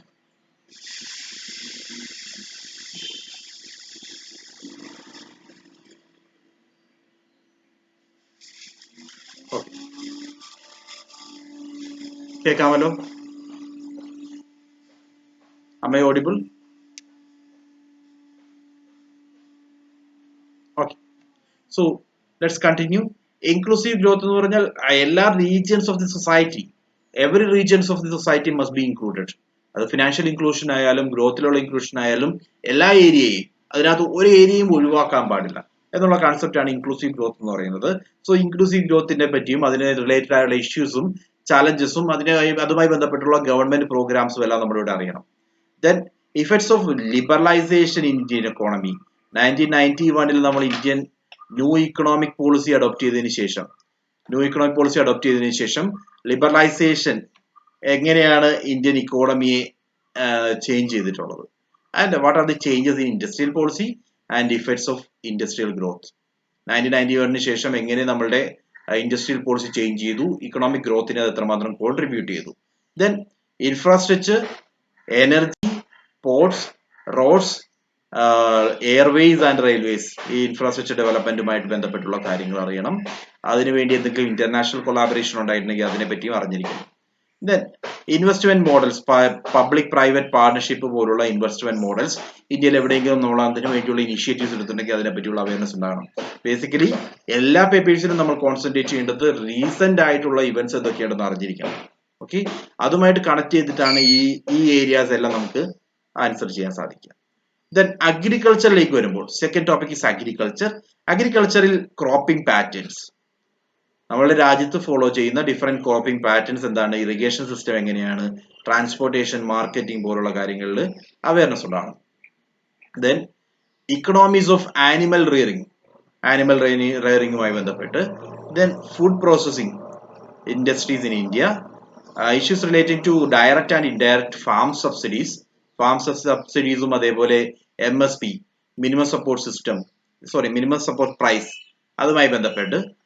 then public distribution സിസ്റ്റത്തിന്റെ ഒബ്ജക്റ്റീവ്സ്, റേഷനിങ് സ്റ്റോഴ്സ് പോലുള്ള കടകൾ എന്തുകൊണ്ട് വർക്ക് ചെയ്യുന്നു, അതിന് എന്തിനു വേണ്ടി, എന്താണ് അതിന്റെ അജണ്ട തുടങ്ങിയിട്ടുള്ള കാര്യങ്ങളെല്ലാം അറിയണം. And finally land reforms in India. Okay, ഇതെല്ലാം അഗ്രികൾച്ചറുമായി ബന്ധപ്പെട്ട് നമ്മൾ അറിഞ്ഞിരിക്കേണ്ട കാര്യങ്ങളാണ്. Next science and technology. Paper 3യുടെ അടുത്ത topic science and technology. Recent development, ഇവിടെയാണ് കൂടുതൽ സിഗ്നിഫിക്കൻസ് നമ്മൾ കൊടുക്കേണ്ടത്. Okay, recent development, science and ടെക്നോളജിയിലുള്ള റീസെന്റ് ഡെവലപ്മെന്റ്സും ആപ്ലിക്കേഷൻസ് ഇൻ എവറിഡേ ലൈഫ്. നമ്മുടെ ലൈഫ് മാറ്റുന്ന, ലൈഫ് ചേഞ്ചിങ് ആയിട്ടുള്ള ഏത് ടെക്നോളജി നമ്മൾ അറിഞ്ഞിരിക്കണം. Then achievements of Indians in science and technology, ഇന്ത്യൻസിന്റെ achievements. Then indigenisation of technology, ഇൻഡിജിനൈസ് technologies ഉണ്ടെങ്കിൽ അതിന്റെ കാര്യങ്ങൾ. ദെൻ പുതിയ ടെക്നോളജീസും നമ്മൾ അറിഞ്ഞിരിക്കണം. Then general awareness in the field of IT, space, computers, robotics, nanotechnology and biotechnology, and issues relating to intellectual property rights. Then next is environment. Intellectual property right ആയിട്ട് ബന്ധപ്പെട്ട് വരുമ്പോൾ you must know about WIPO, right? WIPO is the apex body which deals with international intellectual property rights. Intellectual property right എന്ന് പറയുമ്പോൾ copyright, patent പോലുള്ള rights ആണ്. ഇതിന്റെ കാര്യങ്ങൾ കൈകാര്യം ചെയ്യുന്ന അപ്പെക്സ് ബോഡിയാണ് world intellectual property organisation. Okay, then environment conservation issues, then എൻവയോൺമെന്റൽ pollution, എൻവയോൺമെന്റൽ degradation, എൻവയോൺമെന്റൽ impact assessment. നമ്മുടെ ഓരോ വർക്കും എൻവയോൺമെന്റ് എങ്ങനെ അഫക്ട് ചെയ്യുന്നു, അതാണ് എൻവയോൺമെന്റൽ ഇമ്പാക്ട് അസസ്മെന്റ് എന്ന് പറയുന്നത്. സോ ഒരു ഡെവലപ്മെന്റൽ ആക്ടിവിറ്റി വന്നിട്ടുണ്ടെങ്കിൽ ആ ഡെവലപ്മെന്റൽ ആക്ടിവിറ്റി കൊണ്ട് എൻവയോൺമെന്റ് എന്ത് ദോഷമാണ് വരുന്നത്, ഇതാണ് നമ്മൾ പ്രധാനമായിട്ടും എൻവയോൺമെന്റൽ ഇമ്പാക്ട് അസസ്മെന്റിൽ നമ്മൾ മനസ്സിലാക്കുന്നത്. സോ ഇത്തരത്തിലുള്ള ഓരോ കാര്യവും കൺസർവേഷൻ തൊട്ട് ഇമ്പാക്ട് അസസ്മെന്റ് വരെയുള്ള എല്ലാ കാര്യങ്ങളും എൻവയോൺമെന്റുമായി ബന്ധപ്പെട്ട് അറിയണം. Next is disaster management. ഡിസാസ്റ്റർ മാനേജ്മെന്റുമായി ബന്ധപ്പെട്ട് വേരിയസ് ലോസ് എന്തൊക്കെയാണ്, various act passed by the government, and if there is any disaster and the disaster management that we followed, അതിനെ പറ്റിയൊക്കെയുള്ള അവയർനെസ് ഉണ്ടാകുക. ദെൻ സെക്യൂരിറ്റി, ഇന്റേണൽ സെക്യൂരിറ്റി എന്ന് പറയും. ഇന്റേണൽ സെക്യൂരിറ്റിയുമായി ബന്ധപ്പെട്ട് ചലഞ്ചസ് ടു ഇന്റേണൽ സെക്യൂരിറ്റി, അതായത് internal security challenges എന്ന് പറയുമ്പോൾ എക്സ്റ്റേണൽ സ്റ്റേറ്റ്, ഇപ്പൊ പാകിസ്ഥാൻ ഇന്ത്യ അറ്റാക്ക് ചെയ്യുകയാണ്, അതൊരു സെക്യൂരിറ്റി ചലഞ്ചാണ്. അല്ലെങ്കിൽ നോൺ സ്റ്റേറ്റ് ആക്ടേഴ്സ് ലൈക്ക് ടെററിസ്റ്റിനെയാണ് നോൺ സ്റ്റേറ്റ് ആക്ടേഴ്സ് എന്ന് പറയുന്നത്. They are not belonging to any states. ഒരു സ്റ്റേറ്റ് ഇന്ത്യ പൊളിറ്റിക്കൽ സ്റ്റേറ്റ് എന്ന് പറയുന്ന കൺസെപ്റ്റ് കൊണ്ട് ഉദ്ദേശിക്കുന്നത് കൺട്രിയാണ്. സോ നോൺ സ്റ്റേറ്റ് ആക്ടേഴ്സ് എന്ന് പറഞ്ഞാൽ they are not belonging to any state, ഒരു രാജ്യത്തേക്കും ബിലോങ് ചെയ്യുന്നില്ല. ഇവര് ഒരു രാജ്യവും അവരുടേതായിട്ട് നമ്മൾ കൺസിഡർ ചെയ്യുന്നില്ല. അവർ നോൺ സ്റ്റേറ്റ് ആക്ടേഴ്സ് ആണ്. ഓക്കെ, ടെററിസ്റ്റ് പോലുള്ള ബോഡീസ്, അങ്ങനെയുള്ളവരുടെ കയ്യിൽ നിന്നുമുള്ള സെക്യൂരിറ്റി ത്രെറ്റ് ആണ് first. Then linkage between development and spread of extremism. Development എന്തുകൊണ്ട് എക്സ്ട്രീമിസത്തിലേക്ക് നയിക്കുന്നു? ഓക്കെ, ലെഫ്റ്റ് വിങ് എക്സ്ട്രീമിസത്തെ പറ്റി കൂടുതൽ മനസ്സിലാക്കി കഴിഞ്ഞാൽ ഇത് എന്തുകൊണ്ടെന്ന് നമുക്ക് പറയാൻ സാധിക്കും. ഒരു റീജിയൻ മാത്രം ഡെവലപ്പ് ചെയ്യുന്നു, മറ്റൊരു റീജിയനിൽ ഡെവലപ്മെന്റ് എത്താതെ പോകുന്നു. ഇതൊക്കെ എക്സ്ട്രീമിസത്തിന് കാരണമാകും. Then challenges to internal security through communication networks, role of media, social media networking sites, internal security challenges. So internal security ബാക്കിയുള്ള challenges എന്ന് പറയുമ്പോൾ അതിനകത്ത് കമ്മ്യൂണിക്കേഷൻ നെറ്റ്വർക്ക്സ് വഴിയുള്ള challenges ആകാം. ദെൻ മീഡിയയുടെ റോൾ വരാം, ദെൻ സോഷ്യൽ നെറ്റ്വർക്ക് സൈറ്റ്സിന്റെ റോൾ വരാം. അതുപോലുള്ള അതർ ഇന്റേണൽ സെക്യൂരിറ്റി ചാലഞ്ചസിനെ പറ്റി ഡീറ്റെയിൽ ആയിട്ട് മനസ്സിലാക്കണം. Then basics of cyber security, money laundering and its prevention. security challenges and their management in border areas. Linkage of organized crime and terrorism. So what is organized crime? How it is linked with terrorism? What do you mean by money laundering?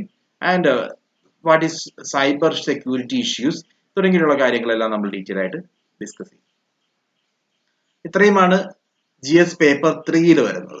So GS paper 3 വരുന്ന areas പറയുകയാണെങ്കിൽ economy, agriculture, science and technology, environment, disaster management and internal security.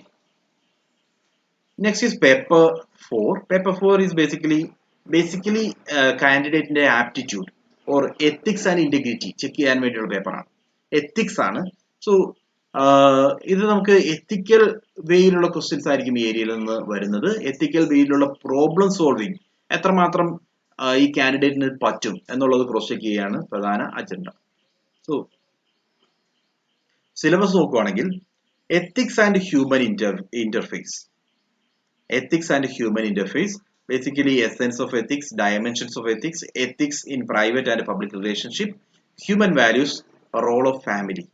Okay, ഇതെല്ലാം ethical aspects മനസ്സിലാക്കാൻ വേണ്ടി, then attitude മനസ്സിലാക്കാൻ വേണ്ടി, aptitude മനസ്സിലാക്കാൻ വേണ്ടി, and finally emotional intelligence മനസ്സിലാക്കാൻ വേണ്ടി.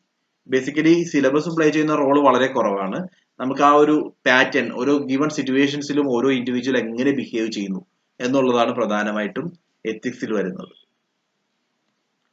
Then basic thinkers and philosophers, അവരുടെ contribution, then public society, public service and civil service values, ethics and public administration. Public അഡ്മിനിസ്ട്രേഷനുമായി ബന്ധപ്പെട്ട് എത്തിക്സ് എന്ത് റോൾ പ്ലേ ചെയ്യുന്നുണ്ട്, സിവിൽ സർവീസസിന്റെ എത്തിക്സിന്റെ റോൾ എന്താണ് തുടങ്ങിയുള്ള കാര്യങ്ങളെല്ലാം നമ്മൾ ഈ ഏരിയയിൽ ഡിസ്കസ് ചെയ്യും. Then probity of governance, concept of public services, അതിന്റെ citizens charter, code of ethics, code of conduct തുടങ്ങിയിട്ടുള്ള കാര്യങ്ങളെല്ലാം ഈ ഒരു പാർട്ടിന്റെ ഭാഗമായിട്ട് വരാം. ഇത്രയുമാണ് ബേസിക്കലി ഇതൊരു എത്തിക്സ് ബേസ്ഡ് പേപ്പർ ആയതുകൊണ്ടാണ് ഞാൻ സിലബസ് മൊത്തമായിട്ട് പറയാത്തത്. ബിക്കോസ് ഇവിടെ ഒരു ഇൻഡിവിജ്വലിന്റെ ആപ്റ്റിറ്റ്യൂഡിനും ആറ്റിറ്റ്യൂഡിനുമാണ് പ്രധാനമായിട്ടും വാല്യൂ കൊടുക്കുന്നത്. ഓക്കെ, അത്തരത്തിലുള്ള ക്വസ്റ്റ്യൻസ് ആണ്. നമ്മൾ ഒരു പ്രീവിയസ് ക്വസ്റ്റ്യൻ പേപ്പർ എടുത്തു കഴിഞ്ഞാൽ തന്നെ ഈ പറയുന്ന കാര്യങ്ങളെല്ലാം മനസ്സിലാവും. നമുക്ക് അത് ആ ഒരു ഏരിയ എത്തുമ്പോൾ നമുക്ക് ഡീറ്റെയിൽ ആയിട്ട് ഡിസ്കസ് ചെയ്യാം. Then next is optional subjects. നമുക്കൊരു 48 list of options are given. Okay, 48 optional subjects നമ്മൾ UPSC പ്രൊവൈഡ് ചെയ്യുന്നുണ്ട്. ഇതിൽ നിന്നും ഏത് വേണമെങ്കിലും നമുക്ക് ചൂസ് ചെയ്യാം. ഓരോ ഓപ്ഷണൽ സബ്ജക്ട്, ആ ഓപ്ഷൻ സബ്ജക്റ്റുമായി ബന്ധപ്പെട്ട് രണ്ട് ക്വസ്റ്റ്യൻ പേപ്പേഴ്സ് ആയിരിക്കും ഉണ്ടാവുക. A candidate has to choose one optional subject. 48 നിന്നും ഒരെണ്ണം ചൂസ് ചെയ്യുക. there will be two papers for a combined total of 500. 250 marks വീതമുള്ള രണ്ട് പേപ്പേഴ്സ് ആയിരിക്കും ഉണ്ടാവുക. Selecting the best option subject for UPSC should be a careful and considered decision. So ഏത് subject എടുക്കണം, ഏതാണ് ഓപ്ഷണൽ സബ്ജക്ട് എന്നുള്ളത് ഒരു കൺഫ്യൂസിങ് ഡിസിഷൻ തന്നെയാണ്. അവിടെ നിങ്ങൾ ഓർക്കേണ്ടത്, നിങ്ങൾ ഓൾറെഡി 3 years സ്പെൻഡ് ചെയ്ത നിങ്ങളുടെ ഡിഗ്രി പേപ്പർ എടുക്കണമെന്ന് തീരുമാനിക്കുന്നതിന് മുമ്പ് നിങ്ങൾ ചെയ്യേണ്ടത് അതുമായി ബന്ധപ്പെട്ട പ്രീവിയസ് ക്വസ്റ്റ്യൻ പേപ്പേഴ്സ് നോക്കുക. പ്രീവിയസ് ക്വസ്റ്റ്യൻസ് എങ്ങനെയായിരുന്നു നോക്കുക. അതുമായിട്ടൊരു ബേസിക് ഐഡിയ ഉണ്ടെങ്കിൽ you can work it. Otherwise you can go for some general papers like prelims and mains പ്രിപ്പറേഷനുമായി ബന്ധപ്പെട്ട് നിങ്ങൾ ഒരുപാട് കോൺസെൻട്രേറ്റ് ചെയ്ത ചില പേപ്പേഴ്സ് ഉണ്ടാകാം, ഒരുപാട് ഇഷ്ടം തോന്നിയ ചില പേപ്പേഴ്സ് ഉണ്ടാകും. ലൈക്ക് ഹിസ്റ്ററി ചില ആളുകൾക്ക് ഹിസ്റ്ററി വായിച്ചതിന് ശേഷം വളരെയധികം ഒരു അറ്റാച്ച്മെന്റ് ഫീൽ ചെയ്യാം. ഓക്കെ, ഒരു അട്രാക്ഷൻ ഫീൽ ചെയ്യാം. അങ്ങനെയാണെങ്കിൽ നിങ്ങൾക്ക് ഹിസ്റ്ററി ടാക്കിൾ ചെയ്യാൻ സാധിക്കും. അതേപോലെ തന്നെയാണ് ജോഗ്രഫി, അതുപോലെ തന്നെയാണ് മേ ബി പൊളിറ്റി. ഇതെല്ലാം ലെങ്തിയസ്റ്റ് സബ്ജക്ട്സ് ആണ്. അതേപോലെ you can say public administration is there. Normally മുമ്പത്തെ സിവിൽ സർവീസ് ആസ്പിരൻസിന്റെ ഒക്കെ ഒരു cup of tea or pot of tea എന്ന് പറയുന്നത് പബ്ലിക് അഡ്മിനിസ്ട്രേഷൻ സോഷ്യോളജിയുമാണ്. ഓക്കെ, ഏറ്റവും പെട്ടെന്ന് തന്നെ അവർ ചൂസ് ചെയ്യുന്നത് പബാർഡും സോഷ്യോളജി എന്ന് പറയും. എന്തുകൊണ്ടാണ് ഈ സബ്ജക്ട്സ് എടുത്തിരുന്നതെന്ന് വെച്ച് കഴിഞ്ഞാൽ 2010-2011 ആ ടൈം പീരീഡിൽ ഈ സോഷ്യോളജിയുടെ സിലബസ് ആയാലും അതേപോലെ പബ്ലിക് അഡ്മിനിസ്ട്രേഷൻ സിലബസ് ആയാലും സ്കോപ്പ് ലിമിറ്റഡ് ആയിരുന്നു. ഒരുപാട് ഏരിയാസ് ഒന്നുമില്ല, ചെറിയ ഏരിയാസേ ഉള്ളൂ. ആ ചെറിയ ഏരിയാസ് നമുക്ക് ചെയ്യാൻ സാധിക്കും എന്നുള്ളതുകൊണ്ടാണ്. പക്ഷെ നിലവിൽ അങ്ങനത്തെ ഒരു അഡ്വാൻറ്റേജ് നമുക്ക് പറയാൻ സാധിക്കില്ല. ബിക്കോസ് എല്ലാ സബ്ജക്റ്റിലും ക്വസ്റ്റ്യൻ, ഇപ്പോ വാസ്റ്റ് ആയിട്ടുള്ള സിലബസ് ആണെങ്കിൽ അതിൽ നിന്ന് ചോദിക്കുന്ന ക്വസ്റ്റിന്റെ അതേ സ്റ്റാൻഡേർഡിലായിരിക്കും സിലബസ് ഷോർട്ട് ആയിട്ടുള്ള സബ്ജക്റ്റിൽ നിന്നും ക്വസ്റ്റ്യൻസ് വരിക. സോ എല്ലാ സബ്ജക്ട്സിലും കോംപ്ലിക്കേഷൻ ലെവല് ഓൾമോസ്റ്റ് സിമിലർ ആയിരിക്കും. അവിടെ നിങ്ങൾക്ക് ഒരു ബെറ്റർ സബ്ജക്റ്റോ ഒരു ഗോ ഫോർ സബ്ജക്റ്റോ ഐഡന്റിഫൈ ചെയ്യാൻ സാധിക്കില്ല. Go for subject in the sense നിങ്ങൾക്ക് ഏറ്റവും ഓക്കെ ആയിട്ടുള്ള പേപ്പർ ഏതാണ്, ആ പേപ്പറിന് വേണ്ടി കൂടുതൽ ടൈം നിങ്ങൾക്ക് സ്പെൻഡ് ചെയ്യാൻ സാധിക്കും എന്ന് തോന്നുന്നുണ്ടെങ്കിൽ അതാണ് നിങ്ങളുടെ optional subject. Okay, so first option is your degree subject. അല്ലാതെ വേറെ സബ്ജക്ട് ആദ്യം പറയില്ല, ബിക്കോസ് നിങ്ങൾ അതിനു വേണ്ടി 3 വർഷം സ്പെൻഡ് ചെയ്തതാണ്. അത് നോക്കിയിട്ട് if that is not okay for you, go for the next one. Okay, അതായിരിക്കണം സ്ട്രാറ്റജി. ഏത് വേണമെങ്കിലും നിങ്ങൾക്ക് ചൂസ് ചെയ്യാം. ഒരു 2 weeks ടൈമിനുള്ളിൽ തന്നെ നിങ്ങൾ അത് ചൂസ് ചെയ്തേക്കുക. അതിനുവേണ്ടി പിന്നീട് ടൈം വെച്ചേക്കരുത്. 2 weeks ടൈമിനുള്ളിൽ ചൂസ് ചെയ്ത് വെച്ചേക്കുക. പിന്നീട് നമ്മളത് മാറ്റേണ്ടി വരുവാണെങ്കിൽ മാറ്റേണ്ടി വരാൻ പാടില്ല, ബിക്കോസ് ആ രീതിയിലുള്ള ഒരു പഠനം നടത്തിയിട്ടായിരിക്കണം നിങ്ങൾ അത് സെലക്ട് ചെയ്യേണ്ടത്. അത് നിങ്ങൾ ഇപ്പൊ തന്നെ സ്റ്റാർട്ട് ചെയ്യുക. ഇന്നു മുതൽ നിങ്ങളുടെ ഓപ്ഷനിൽ ഏതാണെന്ന് അറിയാൻ വേണ്ടി ഏതാണെന്ന് കണ്ടെത്താനുള്ള ശ്രമങ്ങൾ നടത്തണം. ദെൻ സിലബസിനെ പറ്റി അത്രയും കാര്യങ്ങളാണ്. എന്തെങ്കിലും കൺഫ്യൂഷൻസ് ഫീൽ ചെയ്യുന്നുണ്ടോ സിലബസുമായി ബന്ധപ്പെട്ട്?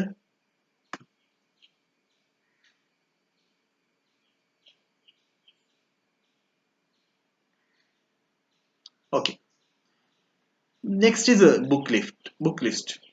സോ ബുക്ക് ലിസ്റ്റ് മീൻസ് ഏതൊക്കെ ബുക്സ് നമ്മൾ റെഫർ ചെയ്യും. As I said, go for one book and you read it 10 times. That is the better way. ഒരു ബുക്ക് എടുക്കുക, അത് 10 പ്രാവശ്യം വായിക്കുക എന്നുള്ളതാണ് ബെറ്റർ സ്ട്രാറ്റജി. ഇവൻ ദോ നമുക്ക് ഫോളോ ചെയ്യാവുന്ന കുറച്ച് ബുക്കുകളുടെ ലിസ്റ്റാണ് ഞാൻ ഇപ്പോൾ ഡിസ്കസ് ചെയ്യാൻ പോകുന്നത്. സോ ബേസിക്കലി ഫോർ പ്രിലിംസിനകത്തേക്ക് നോക്കുവാണെങ്കിൽ history, first subject is history. ഹിസ്റ്ററിക്ക് Bipin Chandra is a must. Okay, Bipin ചന്ദ്രയുടെ India struggle for independence or in modern India, രണ്ട് ബുക്കിലും അതിൻ്റെതായ വാല്യൂ ഉണ്ട്. മോഡേൺ ഇന്ത്യ എന്ന് പറഞ്ഞൊരു ബുക്ക് കാണാം, അല്ലെങ്കിൽ ഇന്ത്യ സ്ട്രഗിൾ ഫോർ ഇൻഡിപെൻഡൻസ് അങ്ങനെ ഒരു ബുക്ക് ഉണ്ട്. അതിൽ ഏത് വേണമെങ്കിലും രണ്ടും നമ്മൾ കണ്ടിന്യൂ ചെയ്യുന്നതാണ് നല്ലത്. Even though struggle for independence ആണ് ഇൻഡിപെൻഡൻസ് ടൈം പീരീഡ് കൂടുതൽ മനസ്സിലാക്കാൻ നല്ലത്. Then facets of Indian culture by spectrum publication, അതൊരു അഡീഷണൽ ഓപ്ഷൻ ആണ്. ഇത് നോക്കിക്കഴിഞ്ഞു കഴിഞ്ഞാൽ അഡീഷണൽ ഓപ്ഷൻ ആയിട്ട് Indian culture by sorry I made a mistake. ഇത് കൾച്ചർ ആണ്, ഹിസ്റ്ററി അല്ല. ഓക്കെ, സോ ഹിസ്റ്ററിക്ക് India struggle for independence or you can choose modern India by Bipin Chandra. രണ്ടും ബിപിൻ ചന്ദ്രയുടെ ബുക്കാണ്, അതിൽ ഏത് വേണമെങ്കിലും നിങ്ങൾക്ക് ചൂസ് ചെയ്യാം. Then India struggle for independence ആണെങ്കിൽ കുറെ കൂടി ഡീറ്റെയിൽഡ് ആണ്, എല്ലാ ഏരിയാസും ഡിസ്കസ് ചെയ്തിട്ടുണ്ട്. മോഡേൺ ഇന്ത്യ എന്ന് പറയുന്നത് കുറച്ചുകൂടി ബ്രീഫ് ആണ്, even though all the areas are also discussed. Okay, then next is facets of Indian culture. Spectrum culture എന്ന് പറയും. സ്പെക്ട്രമിന്റെ കൾച്ചർ, അതാണ് ഏറ്റവും നല്ല ടെക്സ്റ്റ് ആയിട്ട് പറയുന്നത് കൾച്ചറുമായി ബന്ധപ്പെട്ട്. ദെൻ ഇത് കൂടാതെ നിങ്ങളുടെ ഇനീഷ്യൽ ലെവലിലുള്ള സ്റ്റഡിയിൽ NCERT. Okay, NCERT reading 11th and 12th എന്നുള്ള രീതിയിൽ ഒതുക്കണ്ട. നിങ്ങൾക്ക് NCERT ബുക്സ് റീഡിംഗ് സ്റ്റാർട്ട് ചെയ്യേണ്ടത് 5 to 12 എന്നുള്ള രീതിയിൽ തന്നെ ചെയ്തേക്കുക. 5ാം ക്ലാസ് മുതൽ 12ാം ക്ലാസ് വരെയുള്ള NCERT ടെക്സ്റ്റ് ബുക്സ് നിങ്ങൾ ഒരു തവണ വായിച്ചേക്കും. ഓക്കെ, എന്തുകൊണ്ട് വായിക്കണമെന്ന് വെച്ച് കഴിഞ്ഞാൽ അതിൽ നിന്ന് ഡയറക്ട്ലി ക്വസ്റ്റ്യൻസ് വരുമോ, അങ്ങനെയുള്ള ഒരുപാട് ക്വസ്റ്റ്യൻസ് ചോദിക്കാറുണ്ട്. പക്ഷെ അതിൽ നിന്നും ഡയറക്ട്ലി ക്വസ്റ്റ്യൻസ് ഒന്നും വരില്ല. That is A fact. ചോദിക്കില്ല, ചോദിച്ചിരുന്നു മുമ്പ്. പക്ഷെ ഇന്ന് UPSC NCERT നിന്ന് ഡയറക്ട്ലി ക്വസ്റ്റ്യൻസ് ഒന്നും ചോദിക്കില്ല. പക്ഷേ NCERT ഈസ് ദി ബേസ്. നിങ്ങൾ അവിടെ നിന്നായിരിക്കണം കാര്യങ്ങൾ ബിൽഡ് ചെയ്യേണ്ടത്. NCERT ബേസ് ആക്കി വെച്ചുകൊണ്ട് ആ ബേസിൽ നിന്നും കൂടുതൽ കാര്യങ്ങൾ ഗെയിൻ ചെയ്യാം. സോ NCERT റീഡിംഗ് നിങ്ങൾ ഓൾറെഡി സ്റ്റാർട്ട് ചെയ്യണം. അത് ഇന്നു മുതൽ നിങ്ങൾ സ്റ്റാർട്ട് ചെയ്യണം. ഓക്കെ, അത് വേറൊന്നും വേണ്ട. 5ാം ക്ലാസ്സിലെ 6ാം ക്ലാസ്സിലെ ടെക്സ്റ്റ് ബുക്കുകൾ എടുത്ത് പതുക്കെ വായിച്ചു തുടങ്ങുക. Basically science, social science and all those things, അതാണ് നിങ്ങൾ വായിക്കേണ്ടത്. അത് വായിച്ച് തുടങ്ങി 5 കഴിയുമ്പോൾ 6ലേക്ക് പോവുക. ദെൻ 7, 8, 9, 10, 11, 12 ഇത്രയും ക്ലാസ്സുകളുടെ social science means history, geography and polity. Then science, basically biology.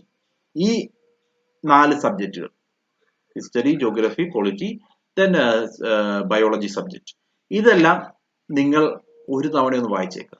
ഇതൊരു തവണ വായിക്കാൻ വേണ്ടി നിങ്ങൾക്ക് സ്പെൻഡ് ചെയ്യേണ്ട ടൈം എന്ന് പറയുന്നത് അപ്രോക്സിമേറ്റ്ലി 30 to 40 days ആണ്. ആ 30 to 40 days ഇത് മാത്രം വായിച്ചുകൊണ്ടിരിക്കരുത്. ഇത് വായിക്കുക, അത് കൂടാതെ ന്യൂസ് പേപ്പർ അനാലിസിസ് നടത്തിക്കൊണ്ടിരിക്കുക. Okay, then our class room lectures, നമ്മളുടെ ക്ലാസ് റൂം ലെക്ചേഴ്സും അതിൻ്റെ ഒപ്പം പെടണം. അത് ഇത്രയും കാര്യങ്ങളാണ് അടുത്ത 40 ദിവസം നിങ്ങളുടെ സ്ട്രാറ്റജി. ഈ 40 ദിവസത്തിനുള്ളിൽ ഈ പറയുന്ന NCERT എൻഡ് ചെയ്യുന്നു. NCERT എൻഡ് ചെയ്യുമ്പോൾ അവിടെ തൊട്ട് നമ്മൾ ഒരു സ്റ്റാൻഡേർഡ് ബുക്സ് സ്റ്റാർട്ട് ചെയ്യും. ഓക്കെ, ആ രീതിയിൽ റീഡിങ് എന്ന് പറയുന്നത് നമ്മളുടെ ലൈഫിന്റെ ഒരു പാർട്ടായി മാറുന്നു. പതുക്കെ പതുക്കെ നമ്മൾ നോളജ് ഗെയിൻ ചെയ്യുന്നു. ഒരു തവണ starting trouble will be there. നമുക്കിപ്പോ ന്യൂസ് റീഡിങ് അത്ര ഈസി ആയിരിക്കില്ല. News reading is all about reading editorials only. ഏറ്റവും ഇമ്പോർട്ടന്റ് ആയിട്ടുള്ള എഡിറ്റോറിയൽ വായിക്കുക എന്നുള്ള. എഡിറ്റോറിയൽ വായിക്കുന്നത് എല്ലാവരുടെയും പോർട്ട് ഓഫ് ടീ ആണെന്ന് നമുക്ക് പറയാൻ പറ്റില്ല. സച്ച് സിറ്റുവേഷൻസ് നിങ്ങൾ എഡിറ്റോറിയൽ വായിക്കുക. ഫസ്റ്റ് ഡേ വായിക്കുന്നു, സെക്കൻഡ് ഡേ വായിക്കുന്നു, 10 days, 20 days, 30 days, അത്രയും ദിവസങ്ങൾ കഴിയുമ്പോഴാണ് ഒരു ഐഡിയ ജനറേറ്റ് ചെയ്യുന്നത് എങ്ങനെയായിരുന്നു ഇത് വായിക്കേണ്ടതെന്ന്. ആൻഡ് 30 days കഴിയുമ്പോൾ നിങ്ങൾക്ക് അതിന്റെ സ്ട്രാറ്റജി, അതിന്റെ കീ കിട്ടും. ആ കീ എന്ന് പറയുന്നത് ഒരു എഡിറ്റോറിയലുമായിട്ട് കണക്റ്റഡ് ആയിരിക്കും പിന്നീട് വരുന്ന എഡിറ്റോറിയൽസ്. സോ കണക്ട് ചെയ്യുമ്പോൾ ഒരു സ്റ്റോറി വായിക്കുന്നത് പോലെ, കഴിഞ്ഞ ദിവസം കണ്ട സിനിമയുടെ ബാക്കി അല്ലെങ്കിൽ സീരിയലിന്റെ ബാക്കി എന്നുള്ള രീതിയിൽ നിങ്ങൾക്ക് കണക്ട് ചെയ്ത് എഡിറ്റോറിയലിലേക്ക് പോകാം. ആ കണക്ഷൻ കിട്ടണമെങ്കിൽ it will take 30 days, minimum 30 days. ആ മിനിമം 30 daysൽ നിങ്ങൾക്ക് മനസ്സിലായില്ലെങ്കിൽ ഓക്കെ, മനസ്സിലാവണ്ട, വായിക്കുക, മൊത്തം വായിച്ചു തീർക്കുക. ആ എഡിറ്റോറിയൽ മൊത്തമായിട്ട് ഓരോ ദിവസവും മിസ്സാക്കാതെ വായിച്ചിട്ടുണ്ടാവും. അതിനു വേണ്ടി ടൈം നമ്മൾ സ്പെൻഡ് ചെയ്യണം. ഓക്കെ, ദെൻ ജോഗ്രഫിയിലേക്ക് വരുമ്പോൾ physical geography by Goh Cheng Leong. Goh Cheng ലോങ്ങിന്റെ ഫിസിക്കൽ ജോഗ്രഫി ഏറ്റവും ബേസിക് മെറ്റീരിയൽ ആണ്. ഇവിടെയാണ് സ്റ്റാർട്ട് ചെയ്യേണ്ടത്. ഫിസിക്കൽ ജോഗ്രഫി വായിച്ചിട്ടുണ്ടാവണം. ദെൻ NCERT ടെക്സ്റ്റ് ബുക്സ്, അതിൽ ഓൾഡ് സിലബസ് ടെക്സ്റ്റ് ബുക്സ് ആണ് എപ്പോഴും നല്ലത്. അത് കിട്ടാൻ വേണ്ടി ശ്രമിക്കുക. ഓൾഡ് സിലബസ് ഓൺലൈനിലൊക്കെ അവൈലബിൾ ആയിരിക്കും, ടെലിഗ്രാം ചാനൽസിലൊക്കെ അവൈലബിൾ ആയിരിക്കും. അതിന്റെ PPT മെറ്റീരിയൽ, PDF മെറ്റീരിയൽസ് നമുക്ക് കിട്ടും. Then world atlas geography sessions നമ്മൾ എവിടെ സ്റ്റാർട്ട് ചെയ്യുന്നു, അല്ലെങ്കിൽ നിങ്ങൾ ഈ ഒരു പോയിന്റ് തന്നെ ഇന്നോ നാളെയോ ആയിട്ട് തന്നെ ഒരു ഓക്സ്ഫോർഡ് അറ്റ്ലസ് നിങ്ങളുടെ കയ്യിൽ ഉണ്ടാവണം. ഓക്കെ, ആ ഓക്സ്ഫോർഡ് അറ്റ്ലസുമായിട്ട് കണക്ട് ചെയ്തിട്ട് വേണം വേൾഡ് അഫയേഴ്സ് എല്ലാം നിങ്ങൾ വായിക്കാൻ. എവിടെയെങ്കിലും ഒരു സ്ഥലത്തിന്റെ പേര് കണ്ടു കഴിഞ്ഞാൽ, ഇപ്പൊ ന്യൂസ് പേപ്പറിലായിക്കോട്ടെ, എവിടെയെങ്കിലും ഒരു സ്ഥലത്തിന്റെ പേര് വന്നിട്ടുണ്ട്, അല്ലെങ്കിൽ ഒരു ലേക്കിന്റെ പേര്, അല്ലെങ്കിൽ ഒരു മൗണ്ടന്റെ പേര്, അങ്ങനെ എന്തെങ്കിലും ഒരു ജോഗ്രഫിക്കൽ ഫീച്ചർ നിങ്ങളായിട്ട് എവിടെയെങ്കിലും ഏതെങ്കിലും റീഡിങ്ങുമായി ബന്ധപ്പെട്ട് കണ്ടിട്ടുണ്ടെങ്കിൽ അത് അണ്ടർലൈൻ ചെയ്തിട്ട് ഒരു തവണ അത് മാപ്പിലേക്ക് നോക്കിയേക്കുക. സോ ദ എക്സാക്ട് പൊസിഷൻ, ആ ഒരു പൊസിഷൻ ഐഡന്റിഫൈ ചെയ്യുന്നത് നമുക്ക് ഇവിടെ ബെനിഫിഷ്യൽ ആണ്. ഓക്കെ, അങ്ങനെ പതുക്കെ പതുക്കെ 1 year ടൈമിനുള്ളിൽ നിങ്ങൾ ഒരു ജോഗ്രഫി എക്സ്പെർട്ട് ആയിട്ട് മാറും. ഓക്കെ, ദെൻ നെക്സ്റ്റ് ഇത് Indian polity basic document is given by ലക്ഷ്മികാന്തിന്റെ ഇന്ത്യൻ പോളിറ്റി ടെക്സ്റ്റ്. പിന്നീട് NCERT 11th and 12th. ഇക്കണോമിക്സിലേക്ക് വരുമ്പോൾ രമേഷ് സിംഗിന്റെ economic text book is very good. അതേപോലെ ഇക്കണോമിക് ഡെവലപ്മെന്റുമായിട്ട് ബന്ധപ്പെട്ട് ജെയിൻ ആൻഡ് ഓഹ്രി, ഇവരുടെ ടെക്സ്റ്റും നല്ലതാണ്. ദെൻ NCERT ടെക്സ്റ്റ് ബുക്സ്, അതെല്ലാം നമ്മൾ ആദ്യം തന്നെ വായിച്ചിട്ടുണ്ടാവണം. ഇന്റർനാഷണൽ റിലേഷൻസിലേക്ക് ടെക്സ്റ്റ് ബുക്ക് റെഫറൻസ് ചെയ്യാൻ തരാം. അത് കൂടാതെ ബേസിക് റെഫറൻസ് എന്ന് പറയുന്നത് കറണ്ട് അഫയേഴ്സ് ആണ്. നമ്മൾ കഴിഞ്ഞ ഒരു വർഷത്തിനിടയിലെ കറണ്ട് അഫയേഴ്സ് കൃത്യമായിട്ട് ഫോളോ ചെയ്യണം. സീസാറ്റുമായി ബന്ധപ്പെട്ട് ടാറ്റോ മഗ്രോഹിൽസിന്റെ സീസാറ്റ് മാനുവൽ ഉണ്ട്, അത് മതിയാവും. അല്ലെങ്കിൽ അർഹിന്ദിന്റെ സീസാറ്റ് പേപ്പർ ഉണ്ട്. ഇങ്ങനെ ഏതെങ്കിലും ഒരു മെറ്റീരിയൽ നമ്മളിൽ ഉണ്ടായാൽ മതി. അതിൽ നിന്നും 33% സ്കോർ ചെയ്യാൻ സാധിക്കും. മെയിൻ എക്സാമിലേക്ക് വരുമ്പോൾ കുറച്ചും കൂടി ഡീറ്റെയിൽഡ് ആയിട്ടുള്ള ബുക്ക് ലിസ്റ്റ് ആണ് പറയാനുള്ളത്. അതായത് Indian history and culture, heritage തുടങ്ങിയിട്ടുള്ള പോർഷൻസിൽ നിന്നും ഇൻട്രൊഡക്ഷൻ ടു ഇന്ത്യ, അതൊരു ഫൈനാക്സിന്റെ ടെക്സ്റ്റ് ബുക്ക് ആണ്. PDF നമുക്ക് അവൈലബിൾ ആയിരിക്കും ക്ലാസ് 11ന്റെ. Okay, then India struggle for independence, നമ്മൾ പ്രിലിംസിന് യൂസ് ചെയ്ത അതേ ടെക്സ്റ്റ് ബുക്ക്. അതുകൂടാതെ India after independence by Bipin Chandra, then history of medieval India by Satish Chandra, then ancient India by RS Sharma. Okay, ഈ ടെക്സ്റ്റ് ബുക്കുകളിൽ മാത്രം ഒതുങ്ങി നിൽക്കുക. ഓക്കെ, അത്രയും ടെക്സ്റ്റ് ബുക്കുകളിൽ മാത്രം നമ്മൾ ഒതുങ്ങി നിൽക്കുകയാണെങ്കിൽ തന്നെ that will be enough. Then geography, Majid ഹുസൈന്റെ ജോഗ്രഫി 2 ടെക്സ്റ്റ് ബുക്സ് ഉണ്ട്. ഈ ജോഗ്രഫി ഓഫ് ഇന്ത്യയും വേൾഡ് ജോഗ്രഫി നിങ്ങൾക്ക് കാണാൻ പറ്റും. Then world atlas, very very very very relevant. Then certificate, അത് ഗോച്ചൻ ലോങ്ങിന്റെ ബുക്കാണ്, നേരത്തെ നമ്മൾ പറഞ്ഞ പ്രിലിംസിൽ പറഞ്ഞ അതേ book. Then fundamental of physical geography, NCERT books. NCERT നമ്മൾ ആദ്യം തന്നെ കവർ ചെയ്യുന്നുണ്ട്. സോ അത് കവർ ചെയ്ത് കഴിഞ്ഞാൽ പിന്നീട് എന്നാലും നമ്മളുടെ ബേസ് NCERT തന്നെയാണെന്ന് ഓർത്തേക്കാം. ദെൻ പൊളിറ്റി ആൻഡ് ഇന്റർനാഷണൽ റിലേഷൻസിലേക്ക് വരുമ്പോൾ ശ്രീകാന്തിന്റെ ബുക്ക് നമ്മൾ വായിച്ചു. അത് കൂടാതെ DD ബസുവിന്റെ ബുക്ക് മെയിൻസ് വ്യൂവിൽ നമ്മൾ നോക്കണം. എന്തുകൊണ്ടാന്ന് വെച്ച് കഴിഞ്ഞാൽ ഇതൊരു കേസ് സ്റ്റഡി ബേസ്ഡ് ബുക്കാണ്, കൂടുതലായിട്ടും കേസസ് ആണ്. So that we will be able to quote, ഈ കേസസ് നമുക്ക് മെയിൻ എക്സാമിനേഷനിൽ കോട്ട് ചെയ്യാൻ സാധിക്കും. അതുകൊണ്ട് DD ബസുവിന്റെ ബുക്കും നല്ലതാണ്. ദെൻ ഫോറിൻ പോളിസിയിലേക്ക് വരുമ്പോൾ India's foreign policy by Rajiv സിക്രിയുടെ ഇന്ത്യാസ് ഫോറിൻ പോളിസി നമ്മൾ കവർ ചെയ്യണം. ദെൻ ഇക്കണോമിക്സിലേക്ക് Indian economy by Ramesh Singh, നേരത്തെ പറഞ്ഞ ടെക്സ്റ്റ് തന്നെയാണ്. ആൻഡ് എത്തിക്സിലേക്ക് വരുമ്പോൾ ethics integrity and aptitude by സുബ്ബറാവുവിന്റെ പി എൻ റോയുടെയും എത്തിക്സ് ഇന്റഗ്രിറ്റി ആൻഡ് ആപ്റ്റിറ്റ്യൂഡ് എന്ന് പറഞ്ഞൊരു പേപ്പർ ഉണ്ട്. ഇത്രയുമാണ് നമ്മൾ സജസ്റ്റ് ചെയ്യുന്ന book list. There will be many, അതായത് നമ്മൾ എവിടെ നോക്കിയാലും ഒരു 40-50 ടെക്സ്റ്റ് ബുക്കിന്റെ ലിസ്റ്റ് ആയിരിക്കും കാണുക. അതൊന്നും നമ്മളെ സംബന്ധിച്ച് ഫോളോ ചെയ്യാൻ ഇമ്പോസിബിൾ ആണ്.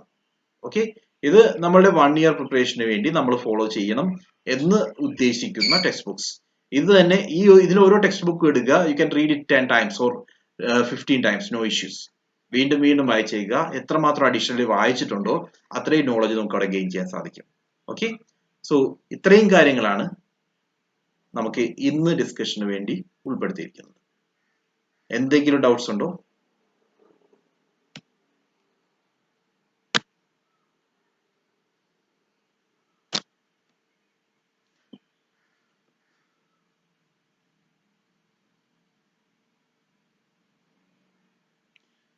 So start your preparation today itself. Start reading newspapers from the day on. Newspaper means a Hindu newspaper വായിക്കുക, Hindu editorial വായിക്കുക, and that will be available in online platforms. നിങ്ങൾക്ക് അത് റെഫർ ചെയ്യാം. Online പ്ലാറ്റ്ഫോമിൽ അത് available ആണ്, ടെലിഗ്രാമിൽ available ആണ്. So PDF available ആയിരിക്കും. അതൊക്കെ ഒന്ന് എഡിറ്റോറിയൽ റീഡിങ് സ്റ്റാർട്ട് ചെയ്ത് വെക്കുക. ദെൻ NCERT, ഇത് രണ്ടും ഇന്ന് മുതൽ നിങ്ങൾ സ്റ്റാർട്ട് ചെയ്യാം. ഓക്കെ, നാളെ മുതൽ നമ്മളുടെ റെഗുലർ സെഷൻസ് സ്റ്റാർട്ട് ചെയ്യും. റെഗുലർ സെഷൻസിനകത്ത് നാളെ ഇന്ത്യൻ കൾച്ചറിനെ പറ്റി കൾച്ചർ സെഷൻസ് സ്റ്റാർട്ട് ചെയ്യുന്നു. ഓരോ ഏരിയയും മാക്സിമം അന്ന് തന്നെ നിങ്ങൾ കവർ ചെയ്യാൻ വേണ്ടി നോക്കുക, പിന്നീടത്തേക്ക് വയ്ക്കരുത്. ബിക്കോസ് നമ്മൾ ഒരു കാര്യം ഇവിടെ UPSCയുടെ വ്യൂവില് ഒരു ടോപ്പിക് നമ്മൾ നാളത്തേക്ക് വെച്ചിട്ടുണ്ടെങ്കിൽ ആ ടോപ്പിക് അവിടെ തന്നെ കിടക്കും. ഒരു രീതിയിലും പിന്നീട് തീർക്കാൻ പറ്റില്ല. എത്ര എഫേർട്ട് എടുത്താലും നമ്മൾ എക്സാം എത്തുമ്പോഴേക്കും ഈ ഒരു ടോപ്പിക് കവർ ചെയ്യാൻ സാധിക്കില്ല. ഓക്കെ, അത്രയുമാണ്. ഓരോ ദിവസവും നമ്മൾ പുതിയ ടോപ്പിക്സ് ഡിസ്കസ് ചെയ്യുന്നു, പുതിയ ഏരിയാസ് പറയുന്നു. നിങ്ങൾക്ക് അതുകൂടാതെ റൈറ്റിംഗ് പ്രാക്ടീസ് ഉണ്ടാകും. ഇതെല്ലാം വഴി എത്രയേ ഉള്ളൂ അജണ്ട എന്ന് പറഞ്ഞു കഴിഞ്ഞാൽ അടുത്ത 2021 എക്സാമിനേഷൻ നിങ്ങൾ ക്ലിയർ ചെയ്തിട്ടുണ്ടാവണം. ഓക്കെ, അതിനുവേണ്ട കംപ്ലീറ്റ് സപ്പോർട്ടും എഡ്യൂലൈറ്റ്സിന്റെ പാർട്ടിൽ നിന്നും ഉണ്ടാവും. അതിനുവേണ്ടി നിങ്ങളും എഫേർട്ട് എടുത്തേ പറ്റും. Okay, thank you for your time. That's all for the day. Thank you very much.